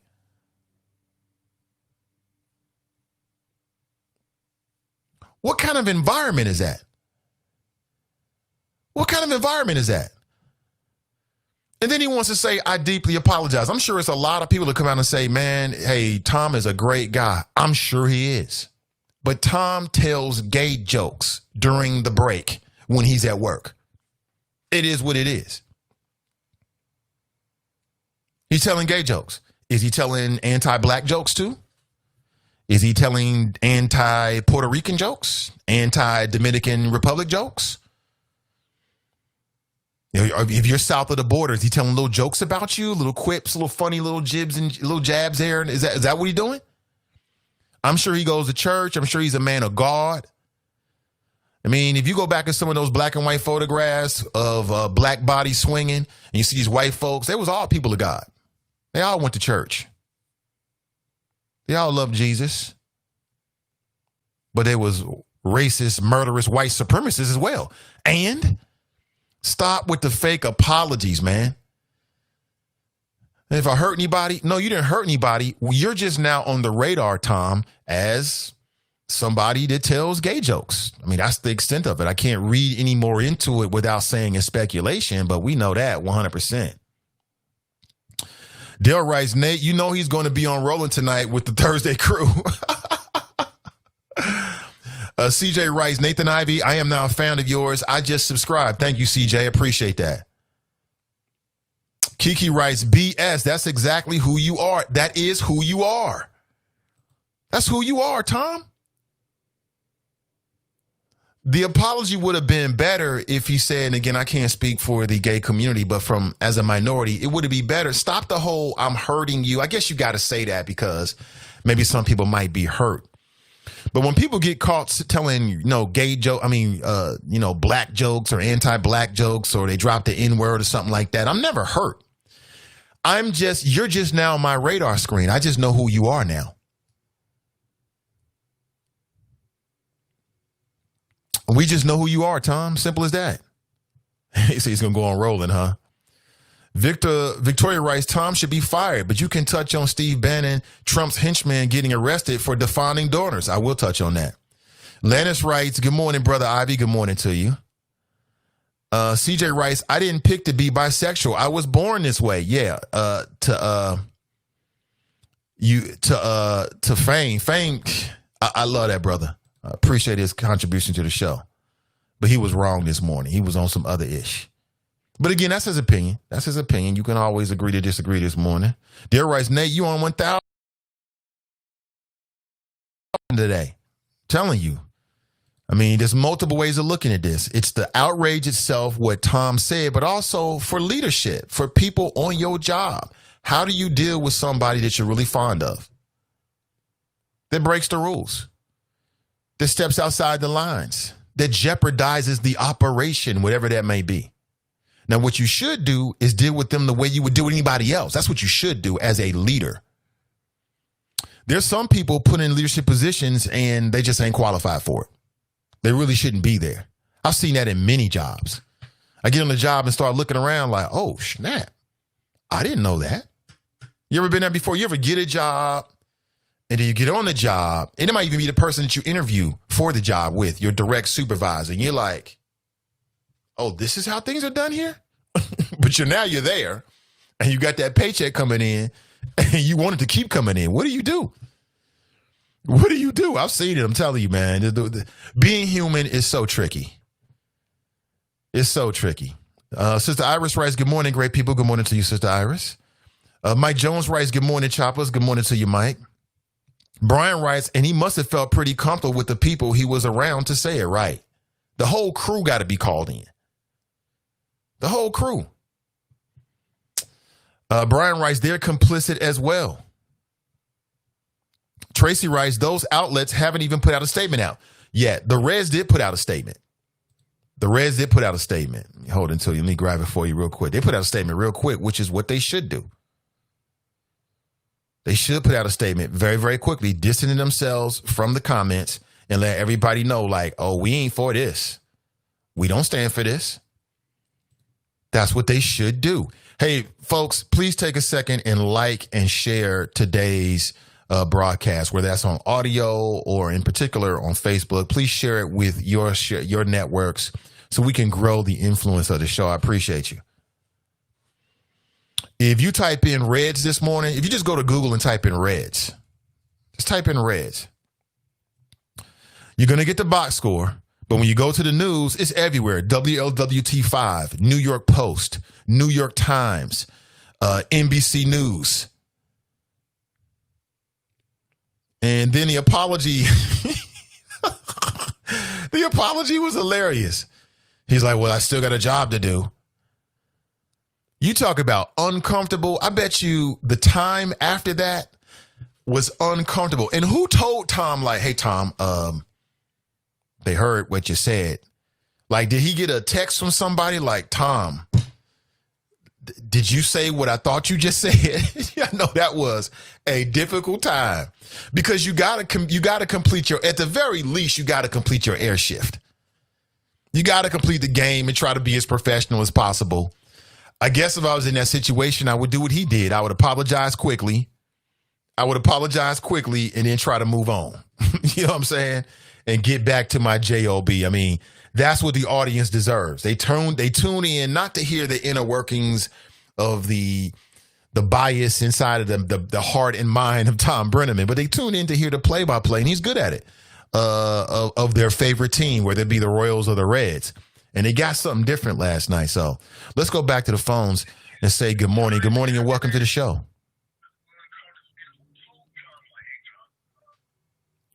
Hey, good morning. Welcome to the show. Hopefully the brother will come on there in a second. I think we got Drop on the line. Dale writes, time to hire a great person with diverse background. A black man. Paul Keels, Keels. I'm not hip to that brother. Is he a play-by-play announcer? I'm not sure. I can hear myself. So he's listening to the show. Yo, Drop. He's a professional. He knows better. Hello? Yo, Drop, good morning to you. Good morning. Can you hear me, Mr. Ivey? I hear you loud and clear, man. We've heard everything, including the broadcast this morning from your phone. What? Are you serious? Yeah, you're live on the air right now. Oh man, I didn't even know that. I can't hear you through my headphones. Okay. Hold on. Can you hear me? I hear you. We heard you before. How long did you hear me? Maybe about 30 seconds or so. Oh, your okay. mic was hot. I wasn't talking. No, I you wasn't weren't. talking. I was trying to do something. I don't know. Maybe I put something on my headset and I couldn't hear you. Okay. So I turned on the speaker on my phone, so I can hear you now. Good morning, Mr. Ivey. Good morning, Drop. Welcome. Thank you for having me, sir. I've been listening to the show pretty much since 5-something this morning, and you mentioned it in your monologue about the extravaganza night 3 of the Desperate Democrats convention, and I've been waiting to hear which highlights and clips you were going to play. Right. Because so far you just mentioned how beautiful Kamala Harris was in her appearance and in her delivery of her speech. But in the speech, which I don't want to mess up your flow. No, go right ahead. It's still another 10 minutes. Okay.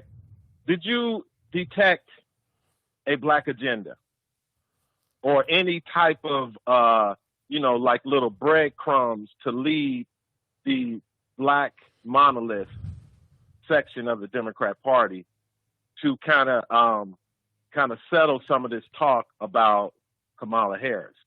Because I didn't really hear it. Mm-hmm. Well, no, again, I don't think. I'm asking your opinion. No, I didn't hear anything clips specific about a black agenda. No. Right.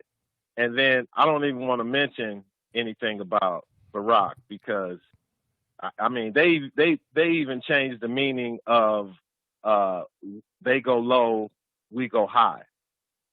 And so that's pretty much out of the window. So, again, Mr. Ivey. I thought Barack did a great job as well. Show. What's that? I thought Barack did a great job.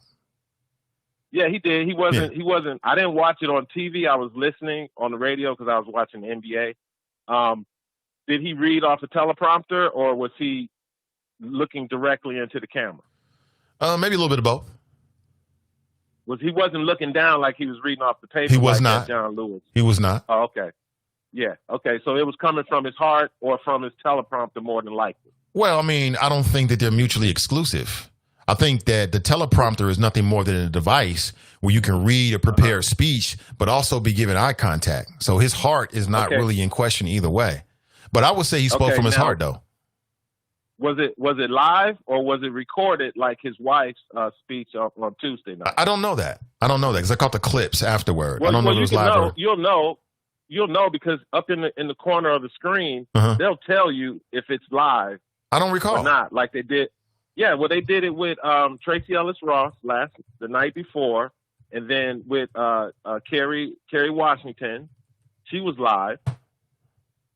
Okay, but anyway, that's beside the point. It is. My whole point was the whole black agenda, the reparations thing, because ADOS out there in social media, on independent black podcasts, independent new black media like yourself, Sin Digital Media, Nathan Ivey Show, they're still talking about the divide, Mr. Ivey. And I'm just wondering, since you're not a black Republican, or you're not a alt-middle, or you're not an independent, you have said that you are a registered Democrat. So I'm asking you to take off your radio talk show host, your powerful, influential membership of media, set that aside, and as a black Democrat, can you tell me, did you find any reassurance in the speech from the two first black president and potentially first black female vice presidents? Did you detect anything, sir? Yes, I did. Yeah. I think that since you're asking me, I think that the combination of Joe Biden, Kamala Harris, will be far better for this country and for working class and black folks in particular than the current administration of Trump and Mike Pence. 100%. Okay. You know, from right. So Kamala's. you're saying because can I finish the whole conversation? I mean, you asked me a question. I want to get it all out very, very quickly. Okay. And you can get back to sorry. what you have to say. But since you asked, I want to make sure I answer it fully. So, yeah, I did. I detected that Kamala understands that there's been a level of divisiveness and division and in this country, and that the country needs to heal. I detected that from last night, from what she said and how she said it. I think she also I detected that we need better leadership during COVID-19, that we can have better, that the people at the top do matter. I think that Kamala and Joe will be better than what Trump and Mike Pence are doing right now as it relates to COVID-19. I believe that 100%. I think you're being unfair, though, when you keep trying to ask whether Kamala Harris has a black agenda, because Joe Biden already has a black agenda. Are you aware of it? Yeah, it was from 2008 until 2016 when he was the vice president of the first black black president who refused to say that he had a black agenda. No, I'm just saying, but that's old news. Joe Biden is the president. No, it's not. It is old news. Joe Biden is the president. So if anyone's going to come up with an agenda for black people, it shouldn't come from Kamala. It should come from Joe. If you go to Joe's website, I'm on there right now. It's called Lift Every Voice. Now, we can argue the superlatives. Ivey, what has happened to your memory, sir? I'm just saying. We can argue about the superlatives of Joe Biden's agenda for black America, but we can't argue as to whether he has one or not. I'm looking at it right now on his website. Are you aware of it? Yes. Okay, then. So why are you asking me whether they have a black agenda or not? They do. Okay. Mr. Ivey, politicians are good at covering up the truth, because it doesn't matter what the truth is in politics. It's what people will believe. So, Mr. Ivey, you cannot run from the fact that the man that is president, that is running for president right now, was part of 8 years of the first black president. So you have to have the so-called new version of the black agenda. It has to be promoted by Kamala Harris. Joe Biden needs to just sit his old ass on the side and chill, because he has a record, Mr. Ivey, and it's with the first black president. So you can't run from that. So at some point, Mr. Ivey, the conventions will be over. Republicans will have theirs next week, because when Joe Biden gets on the air for his turn to be in front of the American people to accept the nomination and tell America what his agenda is going to be, we're going to find out if he can get through it without messing up. But I doubt it. So again, the focus is going to be back on Kamala Harris. So now you want to change the conversation again. Okay. See, Mr. Ivey, you asked about the black agenda. I direct the conversation. You asked about the black agenda. No, I'm going to hold you accountable, B. I'm going to hold you accountable. Always chasing me. No, let me hold you accountable. You called up and questioned as to whether there was a black agenda from Kamala Harris and Biden. They have one. No, Biden wasn't on TV last night. Yeah, but Biden is the president. It's his agenda that matters the most. Kamala is the VP. So if you're asking as to whether the combination have a black agenda, they do. I just put up a screenshot from his website. Biden Harris, Lift Every Voice, the Biden plan for black America. So the conversation should not be whether they have an agenda or not. It should be, do we agree with the agenda? But they have an agenda. I'm just saying, they have an agenda. Right.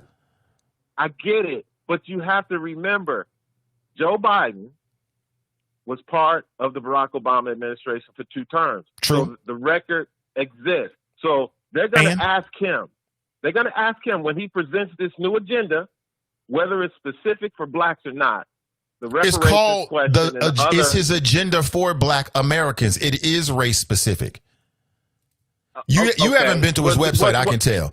You should go to his website and look at what he's actually proposing before you assume that there's no proposals whatsoever. Is it being promoted? Is it a hashtag for it? No, you got to go to his website to find it. It should be promoted just like they out here talking about the Postal Service. Fake news again, But again, Mr. Ivey, what I'm saying is, Mr. Ivey, when Joe Biden is asked this question about the black agenda, whether he has one or not, like you said on his website, they're going to ask him, well, what did you do when you were vice president in relation to the black agenda? Is he going to say this tired ass thing where, oh, I've been endorsed every time by NAACP. I supported the Voting Rights Act 25 times. Come on, man. Check the record. That's all he ever says. So again, Mr. Ivey, he's going to have to face the questions from the black voter in this country. Because I'm telling you right now, Donald Trump, he's got a stronghold on these young, new black faces that are now using social media to come out of the closet and let everybody know they black, not Democrat. They ain't necessarily Republicans all the way, but they are black and not Democrats because they tired of the 50 years of the bull. So again, Mr. Ivey, like I said, they selected Kamala Harris because they were worried about the black female vote and the black vote overall. So now, black people ain't saying that's it. Ask Roland Martin. Ask Nathan Ivey. People are saying, we want tangibles. We tired of this symbolism. Okay? Stop giving us team light skin and thinking we just going, okay, we're going to vote. We good now.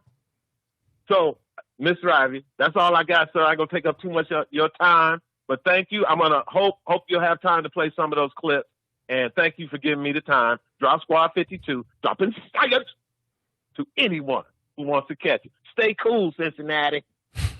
That's Drop. I appreciate the brother. I'm on Spreaker. Miss Tiffany writes, so Nate, you can use the word because you are reporting on it, but everyone got upset when the news reporter said, Newa, on a story she was reporting. Tracy, this is Brother Mazone. Tracy, how do you like the online meeting for parents of students of, looks like something. My wife said she saw you at the online meeting. Since when did gays have the history that black people have in this country? No one was enslaved 400 years for being gay. Correct. Brother Zone writes, yeah, he sounds like he used the N-word around his white buddies a lot. Fire his dumb ass. That's Brother Mazone. Brian said he said it with conviction. Like, you really can't apologize for how you feel. That's who you are, LOL. You can only explain how you feel, right? I would have more respect for these individuals, man, whether it be Thom Brennaman or whoever. You know, this going back to Nick Cannon. Another fake apology. Nick, you said this because you meant it. You was on a search for knowledge. It was intellectual. It was pontification. As soon as you get hit with some resistance, all of a sudden you want to apologize and get on your knees. I don't respect that. I don't respect it. Now, I'm not saying that I would never apologize for something. You know what I'm saying? And humans make mistakes. I'm not saying that. What I'm saying is there's a difference between me giving you my honest opinion. Like, if I'm giving you my honest opinion about something, that's my honest opinion. It is what it is. If you take offense to it, then grow up. All right? It is what it is. So what is he he should say, I apologize for that going over the air. Right? But see, that doesn't give him the perception that he's looking for, speaking of Thom Brennaman. So he's got to say, I'm sorry I hurt people. Are gay people hurt by this? I don't know. Are you gay or bisexual? Are you hurt by this? I'm never hurt when I hear somebody use the N-word or say something racially biased. I don't get hurt. You know what I'm saying? I mean, hurt is a different kind of a feeling. Sometimes I get angry. It depends on the situation. But what it does, as I said before, is it puts you on my radar screen like, oh, I know who you are. You know that feeling, family? Like, oh, okay. Gotcha. I see who you are. I see how you operate now. Oh, okay. I got it. And again, I say sometimes you got to make difficult decisions, even with people that you like. It is what it is. Let me take the second break for the show. We'll come back. You got me up until at least 10:30 a.m. this morning. I want to switch the conversation and talk about some current events. I'm seeing that Well, I won't put it that way. I'm seeing that Steve Bannon has been indicted by federal prosecutors in Manhattan. We'll discuss that. Also, I want to play some clips for you from the convention last night, in particular from Kamala Harris and Barack Obama. Barack Obama said last night that democracy is at stake. Okay. Is he right? Is he wrong? Plus a smattering of other things that are related to the Cincinnati area that we'll talk about on the other side. I'm live, I'm local, and I'm vocal. This is the Nathan Ivey Show. Don't go anywhere, and we'll be right back.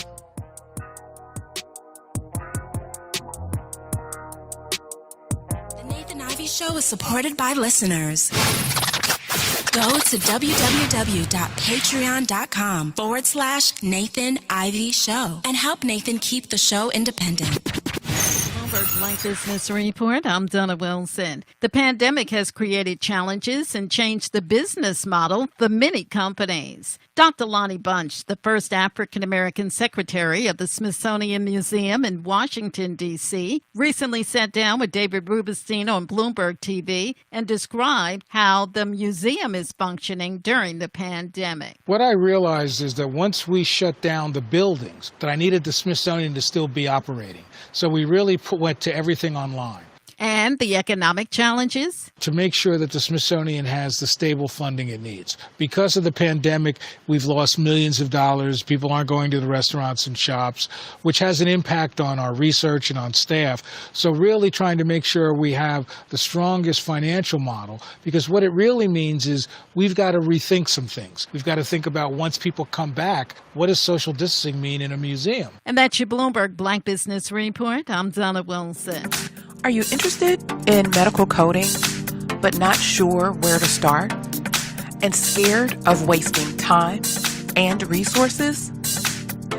Let me help you with the right steps to become a certified, marketable medical coder. Learn more at bit.ly/5stepscoder. This is Zoe Wesson.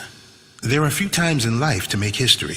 Hamilton County was founded 230 years ago, but has never elected a black county treasurer.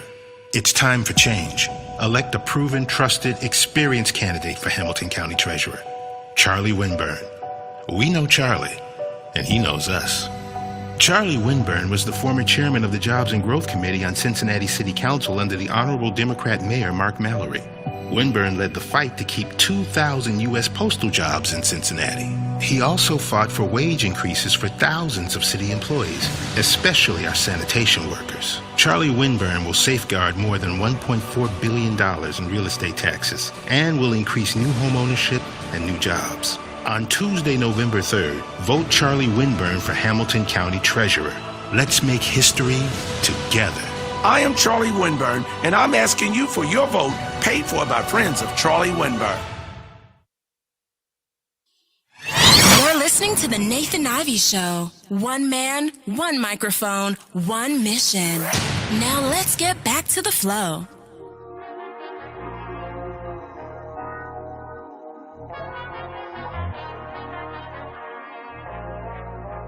Hey, good morning, family. It's the Nathan Ivey Show. One man, one microphone, one mission. And welcome back. As always, picking the locks to your brains and coming through blasting, as I do daily, 8 a.m. to 10 a.m. Good morning to you. We spent a lot of time talking about Thom Brennaman this morning, but there's some other things going on. That's a local story because I'm broadcasting live from Cincinnati, Ohio. That is a local story, but I also want to talk about some other things, including there's a big debate going around right now. It's a big conversation going on about a proposed city charter amendment. I've reached out for an interview, and when I confirm it, I'll let you know. We'll have the conversation here on the Nathan Ivey Show first. It matters to all of us. And that is the people that want to reimagine public safety here. They've got this big proposed city charter amendment. And more of the information I'm getting from either elected officials, people who are close to this. I spoke with Iris Rowley about this early in the week, and she shared her thoughts with me that she doesn't feel like this is the right direction to go. I hope to reach out to her, and perhaps she can come into the show and give us her thoughts about it. from the ground level, really on all levels. I don't know anyone who's been, more on point on these issues here locally than Iris Rowley. So her opinion means something to me as it relates to any changes in what goes on here, which is the relationship between the community and the Cincinnati Police Department and law enforcement locally in general. But last night I got a media advisory from Charmaine McGuffey's campaign. I want to read this to you because it kind of encapsulates what I've been hearing a lot of. So here's what Charmaine McGuffey, again, she's running for Hamilton County Sheriff against Bruce Hofbauer. But here's what she reads. She writes, here's what she writes. It reads, "We all share the same goal of making sure police look out for all of us and improve public safety. But this proposed charter amendment is not the way to do it. For 30 years in the sheriff's office, I led collaboratively. I've always been a collaborator. This ballot initiative does not have the collaboration and the broad coalition of support I would expect to see. I've listened to community activists and a wide range of community leaders. They don't support this ballot initiative, and as a top law enforcement officer in the county, neither can I." Interesting. She goes on to write, "Reforms to policing need to happen, but not like this. I agree with my opponent, Bruce Hofbauer, and many other Republicans and fellow Democrats. Voters should reject this initiative." Now, as I said to you earlier in the week, I think part of the problem in Cincinnati and why we can't solve our gun violence issues because we're afraid of the big ideas. Is this an example of what I meant? Because this seems to be a big idea. And again, this has been coming up more and more, that there hasn't been a lot of collaboration between the people at Reimagining Safety and the people who are actually on the ground and have been doing the work, which I think is a problem. I'm all about collaboration myself, especially when there's people already in that space. So quite interesting. So you got a lot of your elected officials and people that hope to be elected officials who are saying that they are against this particular charter amendment being proposed by the people over at Public Safety, or is it People Safety, being reimagined. You can go to their website this morning and check it out. Safety Reimagined, Cincinnati is what I believe it is. People Safety Reimagined, that's what it is. And again, I think it's great when people get involved who are not the usual suspects, like they maybe not have been a part of the conversation or whatever the issue is. I think that's great. I think sometimes a new set of ideas and eyes and ears is exactly what's needed in some cases. And they're up on Facebook right now. They're looking for volunteers and other folks, and you can read more about it. Again, I hope to get a conversation with them very, very soon because I think we need the conversation. And on that particular day, what I'm going to try to do is bring together a lot of smart, intelligent people around that issue and really make a show out of it. Okay, I want to do more of that with the Nathan Ivey Show, is kind of focusing, dedicating and bringing people together here locally to focus on these issues on particular shows. And I'll let you know. Good morning to you. Robert's on Facebook. One thing we can agree on, he took way too much time. People are not happy with Drop. Suki writes, "And you're amazing. Thank you so much." I get annoyed the thought I was going to fall for the banana in a tailpipe. Yeah, we ain't doing that. Adele writes, "Steve Bannon is indicted today." Absolutely. I did see that. We got to talk about that. So Steve Bannon has been indicted. What was he indicted for? If you don't remember, Steve Bannon was a longtime supporter and even continues to be a supporter of the Trump administration. He actually worked in the Trump administration before he was fired. He was a chief strategist for President Donald Trump. And Trump talked all this stuff about he knows how to hire the right people. And it's just been people in and out since day one. Remember the first couple of years of the Trump administration? That first year was bumpy because people were being fired and indicted left and right from the guy that claimed to be, he knows how to choose the right people. Yeah, right. Sure he does. We got Kev on the cell calling in. We'll get to him in just 1 minute. But Steve Bannon has been indicted by federal prosecutors. Bannon and 3 others were arrested on Thursday for their roles in defrauding hundreds of thousands of donors in connection with an online crowdfunding campaign known as We Build the Wall that raised more than $25 million. Crooks. What did they say about birds of a feather? How many people that were closely associated with Barack Obama went to jail during his term or were arrested and or indicted? People talk all this issue about Barack Obama, but I don't remember this happening during his administration. Birds of a feather flock together is all I can say. Apparently, they were charged with 1 count of conspiracy to commit wire fraud and 1 count of conspiracy to commit money laundering. Each charge carries a maximum penalty of 20 years. Old boy could be going to jail for 20 years. Crooks.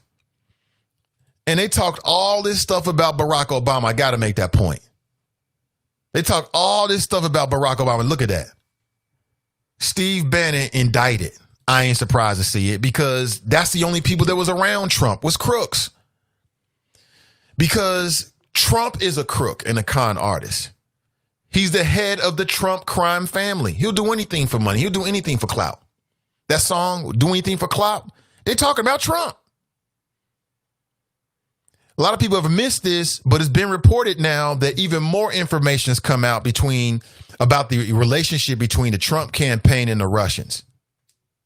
There's even more evidence that Paul Manafort and others close to Donald Trump were working to get information about Hillary Clinton and also worked on a disinformation campaign to cover up what the Russians were doing. Trump will do anything for clout. He'll do anything for clout. You know what I'm saying? Cue the Migos. He'll do anything for clout. And the people around him, like when you're a con artist in chief, you're going to attract other con artists. You know what I'm saying? That's what con artists do. It's like, oh, okay, he weak. Let me slide in here real quick. Bam. Yeah, Mr. President, let's do this. Let's do that, Mr. President. Oh, the American people, patriotism, stars and bars. Oh, yeah, all that stuff. It's just a con game. It's just a con game. But enough of me, more of you. Let's go straight back to the phones and welcome in Brother Kev on the cell. How you doing, Kev, on the cell? Doing well. Can you hear me well? Let me see here. I think so. Can y'all hear him well? Yeah, I think so. Good morning to you. Okay. Good morning. First off, the thing that you asked about letting somebody go that you liked, I had the honor actually to do that. And the reason why I say it that way is the person I'm speaking of, we come up together at the company we were working on, and I ended up being his upper. And he came one day and said, "Hey man, I hate this job." I said, "What?" He said, "Yeah, I hate this job, man. I hate this job. I'm in school. I'm doing some other things. I can't afford to lose the job. But I hate this job." I said, "Man, that's horrible. You should never have to come to work every day and hate your job." So things progressed, and at some point, we had to have a partner of the ways. Sitting down, we were talking. I said, "Hey, man, I think I'm doing you a favor here today, being honest, because if you truly hate your job, it probably sucks to have to keep coming in." I guess that put the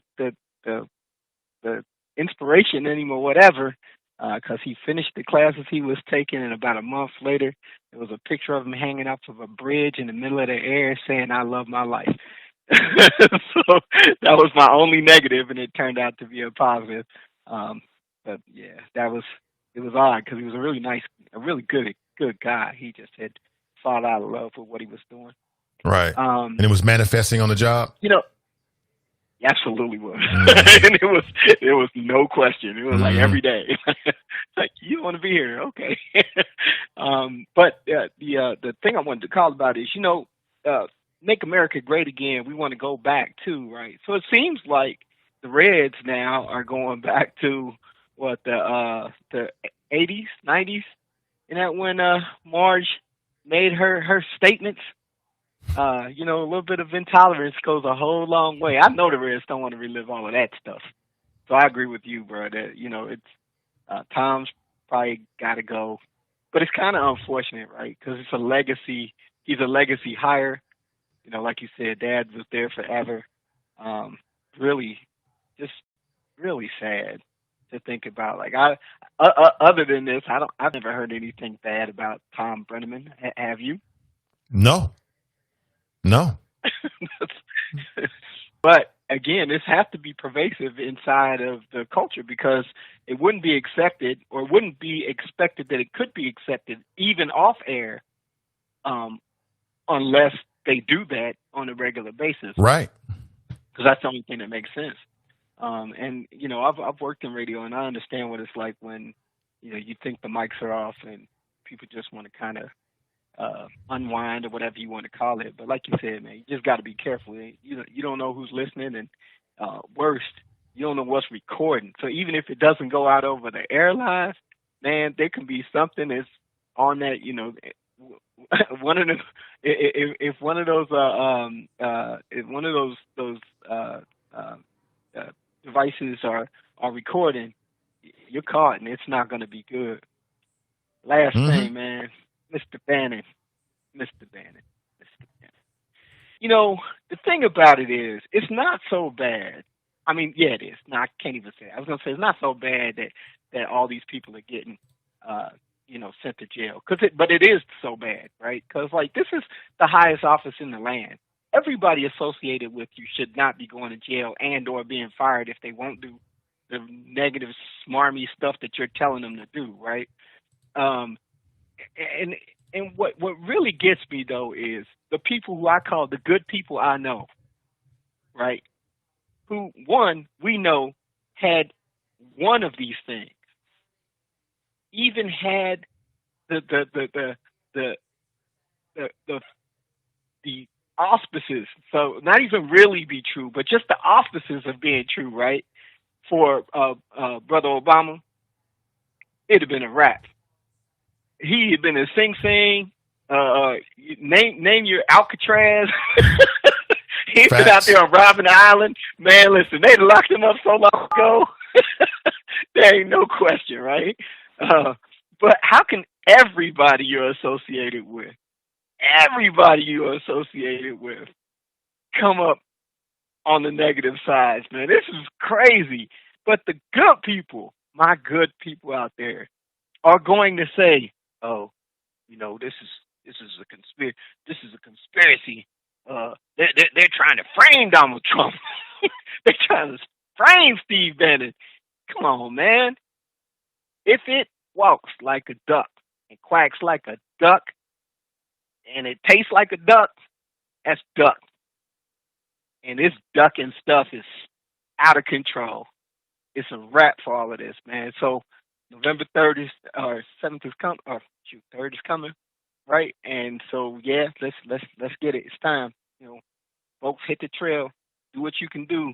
I can't do the most important thing, and I tell that to everybody, and it makes me mad that I didn't take action earlier. But I'm talking to everybody. Hear me? I don't care if you are Republican, Independent, Democrat. I don't care if you're a Green Party, if you're a Trumper, if you're not a Trumper, whoever you are, you know, there's Republicans against Trump.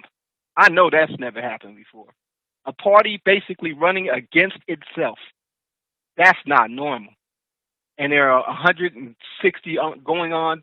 We're going on to 200,000 people there. We lost 2 people to Ebola.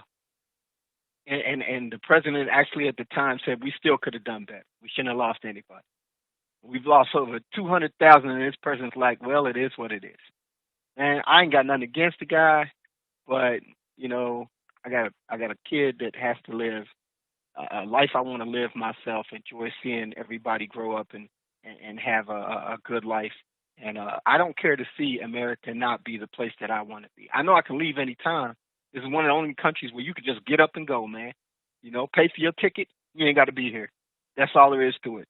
They ain't going to hold you back. They just see you when see you. Wave to you at the airport. I'm not planning on going nowhere. So if it's, you know how we do, bro. This is, if it's me or him, it's him. Every time.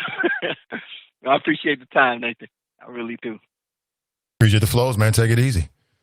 Appreciate you. Be blessed. Oh, most deaf. That's Kev on the cell. Hey, listen, family, take a second and share today's show with your networks on Facebook. It'll help to greatly expand the visibility of each and every show. And I appreciate it. If you like this content, if you like what I'm doing and you want to support what I'm doing, there's multiple levels of doing it. I mean, one of the easiest ways is to share it in your own network. There could be a Facebook group that you're aware of or affiliated with that I'm just not, where you think this type of content will be appreciated. Please share. Also, I'm on YouTube. Take a second and subscribe to the Nathan Ivey Show channel, Nathan Ivey channel, and help me get to 1,000 subscribers. That's the first milestone that every YouTuber wants to hit. I'm no different. And I appreciate in advance. You can also go to my Patreon account, and all of it's linked in today's description on Facebook and on YouTube. And you can check it out there and support me monthly. Shout out to my patrons. I appreciate you. All right, let's get back to it. All right, before we roll, because I'm out of here about 10:30 this morning, I want to play the audio, just a little bit of the audio from last night with former President Barack Obama and what he had to say. Check this out.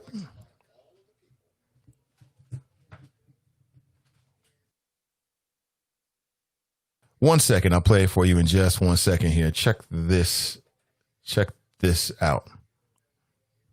The one constitutional office elected by all of the people is the presidency.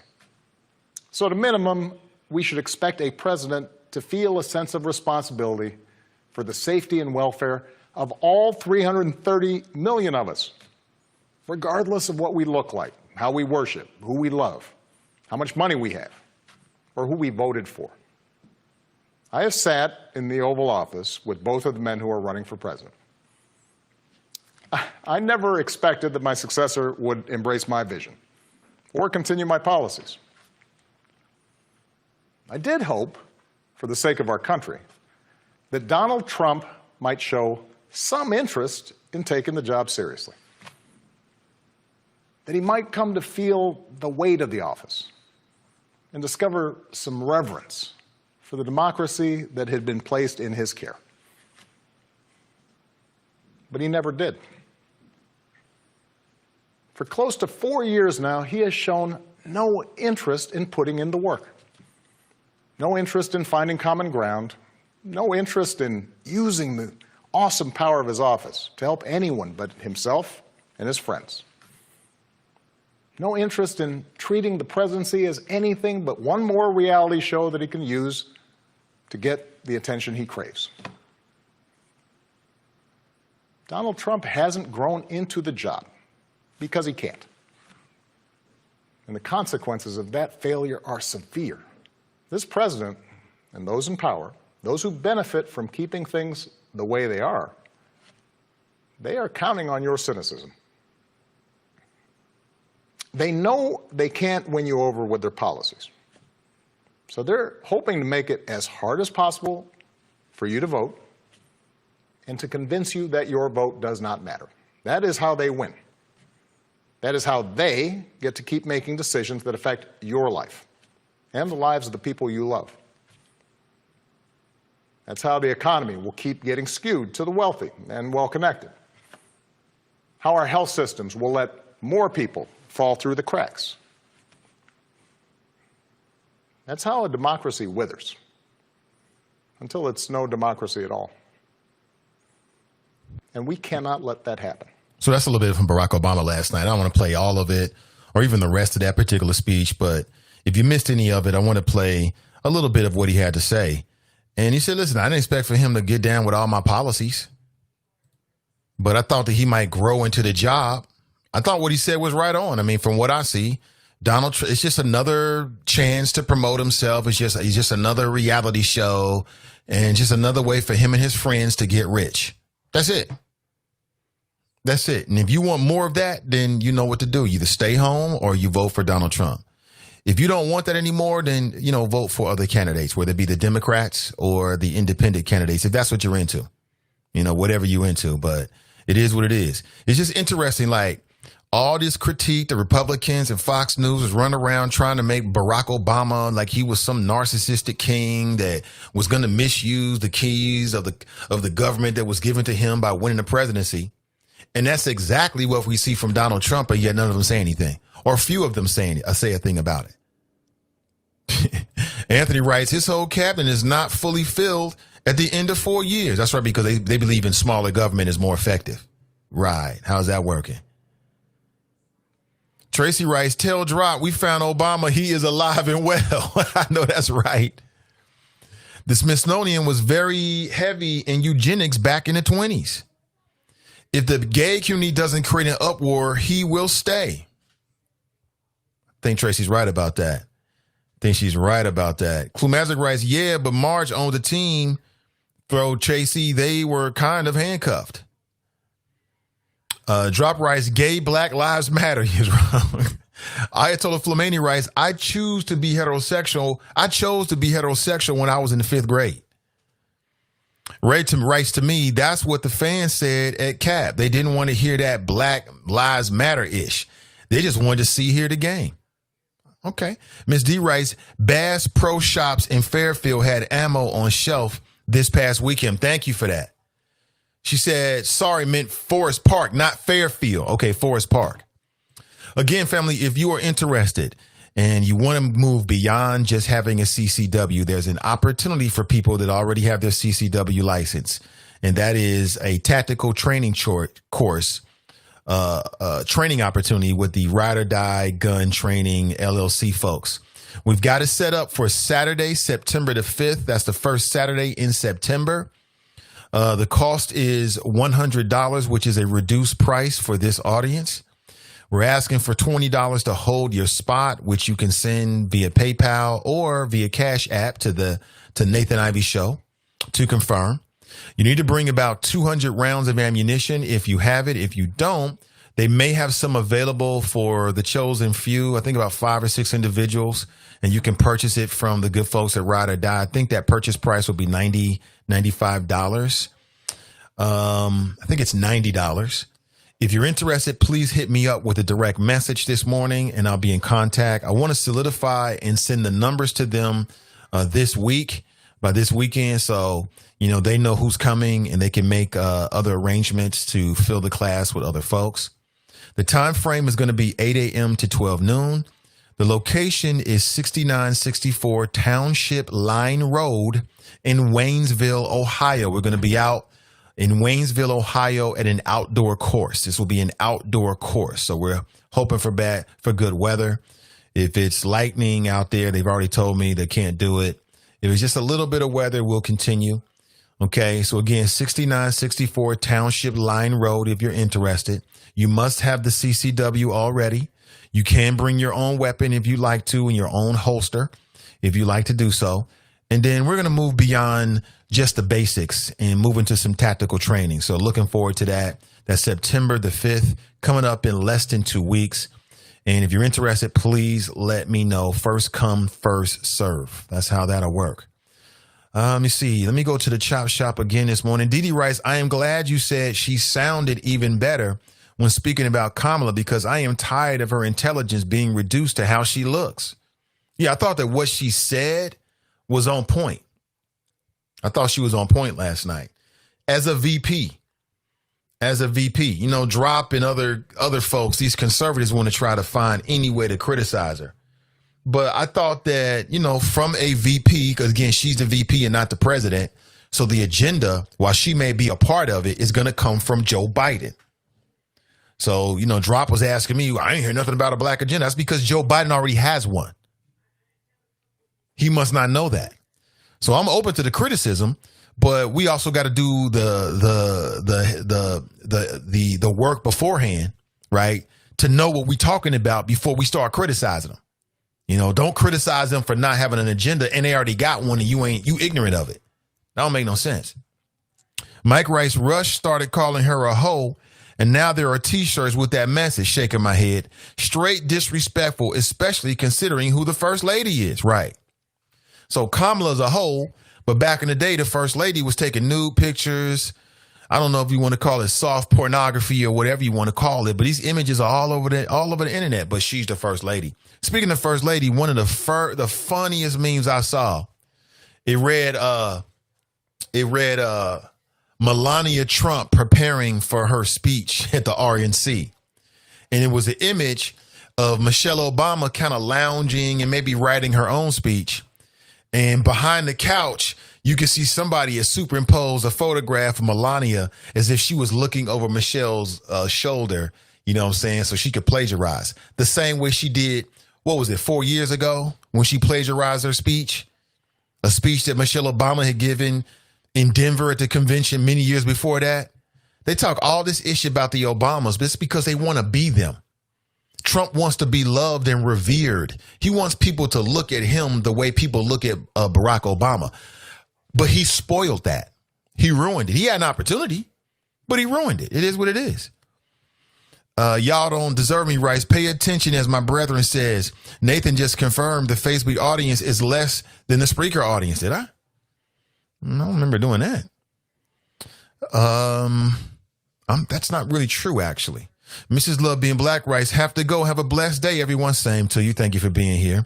Majestic writes, private conversations, private text messages, and emails reveals your true character, homie. We don't want to hear your explanations. What we witness isn't your true character. Thom Brennaman, Hulk Hogan, etc. Exactly. Cassandra writes, he said, be a man, he a man of faith. Like religious people aren't the biggest hypocrites when it comes to homosexuality. Where's my facts at? Hold on. Facts. Facts on facts. He said that like, both can't be true. Like I said, you go back and look at those black and white images of black bodies swinging from trees. All those folks was good white Christians. Deal with it. I didn't do it. Tony writes, he's turned the presidency into a 4-year reality show. Time for it to get canceled. I know that's right. It's time for a new show. I agree. Ray writes, Brennaman was suspended. I realized he was suspended, but suspended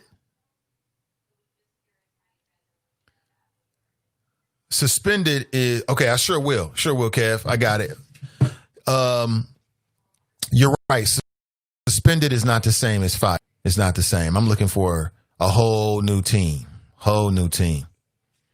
Drop writes, Snoop got on his knees and begged for forgiveness about Gayle King. Now he doing Corona commercials. Did he? Did he? I don't remember him begging. I remember him apologizing. Cesar V writes, tuning in late. Wonderful morning to all the choppers. Drop was busted getting his talking points. Yes, he was. Angela writes, hashtag reparations. Pamela writes, does Drop realize Obama isn't president anymore? ? His talking points are so whack. Right. I mean, Barack is not president. Don't matter what he did. Not really. Not in the context of that conversation. Not at all. Jared writes, what is the Republican black agenda, Drop? Good question. Buckeye Alicia writes, team light skin is still team black. Colorism is a something. Mike Jones writes, drop on that transactional me before we-ish. Gotta get yours, right? Ray writes, Dr. Earl Afari message to President Obama, please not another Trump bash in your speech, but give America a vision of a Biden White House. Shout out to, it's been a minute since I talked to Dr. Earl live on the air. Got to reach back out to that brother. I saw some images of him doing yoga. I'm like, okay, he's fit. That might be a little too much, but okay, it's all good. Do you, Dr. Earl? Man, out here getting your Jeff Pastor on. Jeff Pastor loves to show off his workout videos. I'm like, is this going to help you? Maybe you'll get let's be honest here. There's some women that's going to vote for him because he's been working out. It's the truth. He cute. So I guess it'll work for him, I guess. I guess it'll work for him. Listen, it's after 10:30. I got to make a move. Now, listen, coming up today at 1 p.m., I am going to be a part. Hold on. I want to make sure I get all the information to you of a live stream conversation that Kevin Aldridge is leading. Of course, he's the opinion editor with the Cincinnati Enquirer. And the discussion is going to start at 1 p.m. today. And as I understand it, we'll be talking about what's happening in the city of Cincinnati. And I think the focus is going to be, in particular, the uptick in violence that happened over the weekend that everyone was talking about. So he's put together a panel, and I'm glad to be a part of it. Happy to share my voice and perspective in any way I can. So that'll be at 1 p.m. today. So I'm not sure what you're going to be doing today at 1 p.m., but look for that live stream. I'll be sharing it from probably Kevin's Facebook page and or the Inquirers. I'm not sure where it's going to come from, but we'll be talking about some local issues today at 1 p.m. I think it'll be him, myself, Byron McCauley as well. So that'll be today at 1 p.m. I just got the confirmation. Looking forward to that. All right. So I'll be back with you, and we'll be talking it up again in a very short time frame. All right. So listen, have an excellent rest of your day. I'll say it again. Today's show titled Why Thom Brennaman Has to Go. I think I spelled out, my arguments and reasons why I think that should happen. We'll see what the Reds do and what that says about them. I agree with somebody said, if the gay community, the homosexual community doesn't stand up and let their voice be heard, the Reds might end up keeping them. They'll suspend him for a certain time. He won't be in front of the camera. They'll get somebody else maybe for the rest of this year.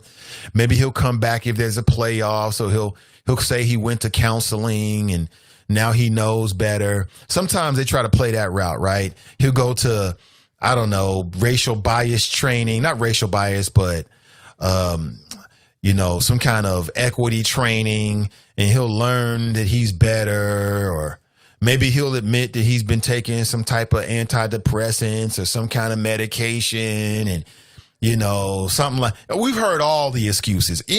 All this is possible. Any of this is possible. I wouldn't be surprised if anything happens, but I gave you my opinion about what I think should happen. Have an excellent rest of your day. We'll catch up real soon. Let me give you a heads up. So I know many of you enjoy the Is It Just Me podcast with Donnie B. We all know that she is a working woman. She is a lawyer, and she's got a lot going on. So she won't be broadcasting live this Friday. So you have to catch up with her next Friday. But you can go to Sin Digital Media and check out any of the podcasts. Wherever there's podcasts, you can check out that podcast. Also, the Dope Chicks Collective will be back on Sunday at 1 p.m.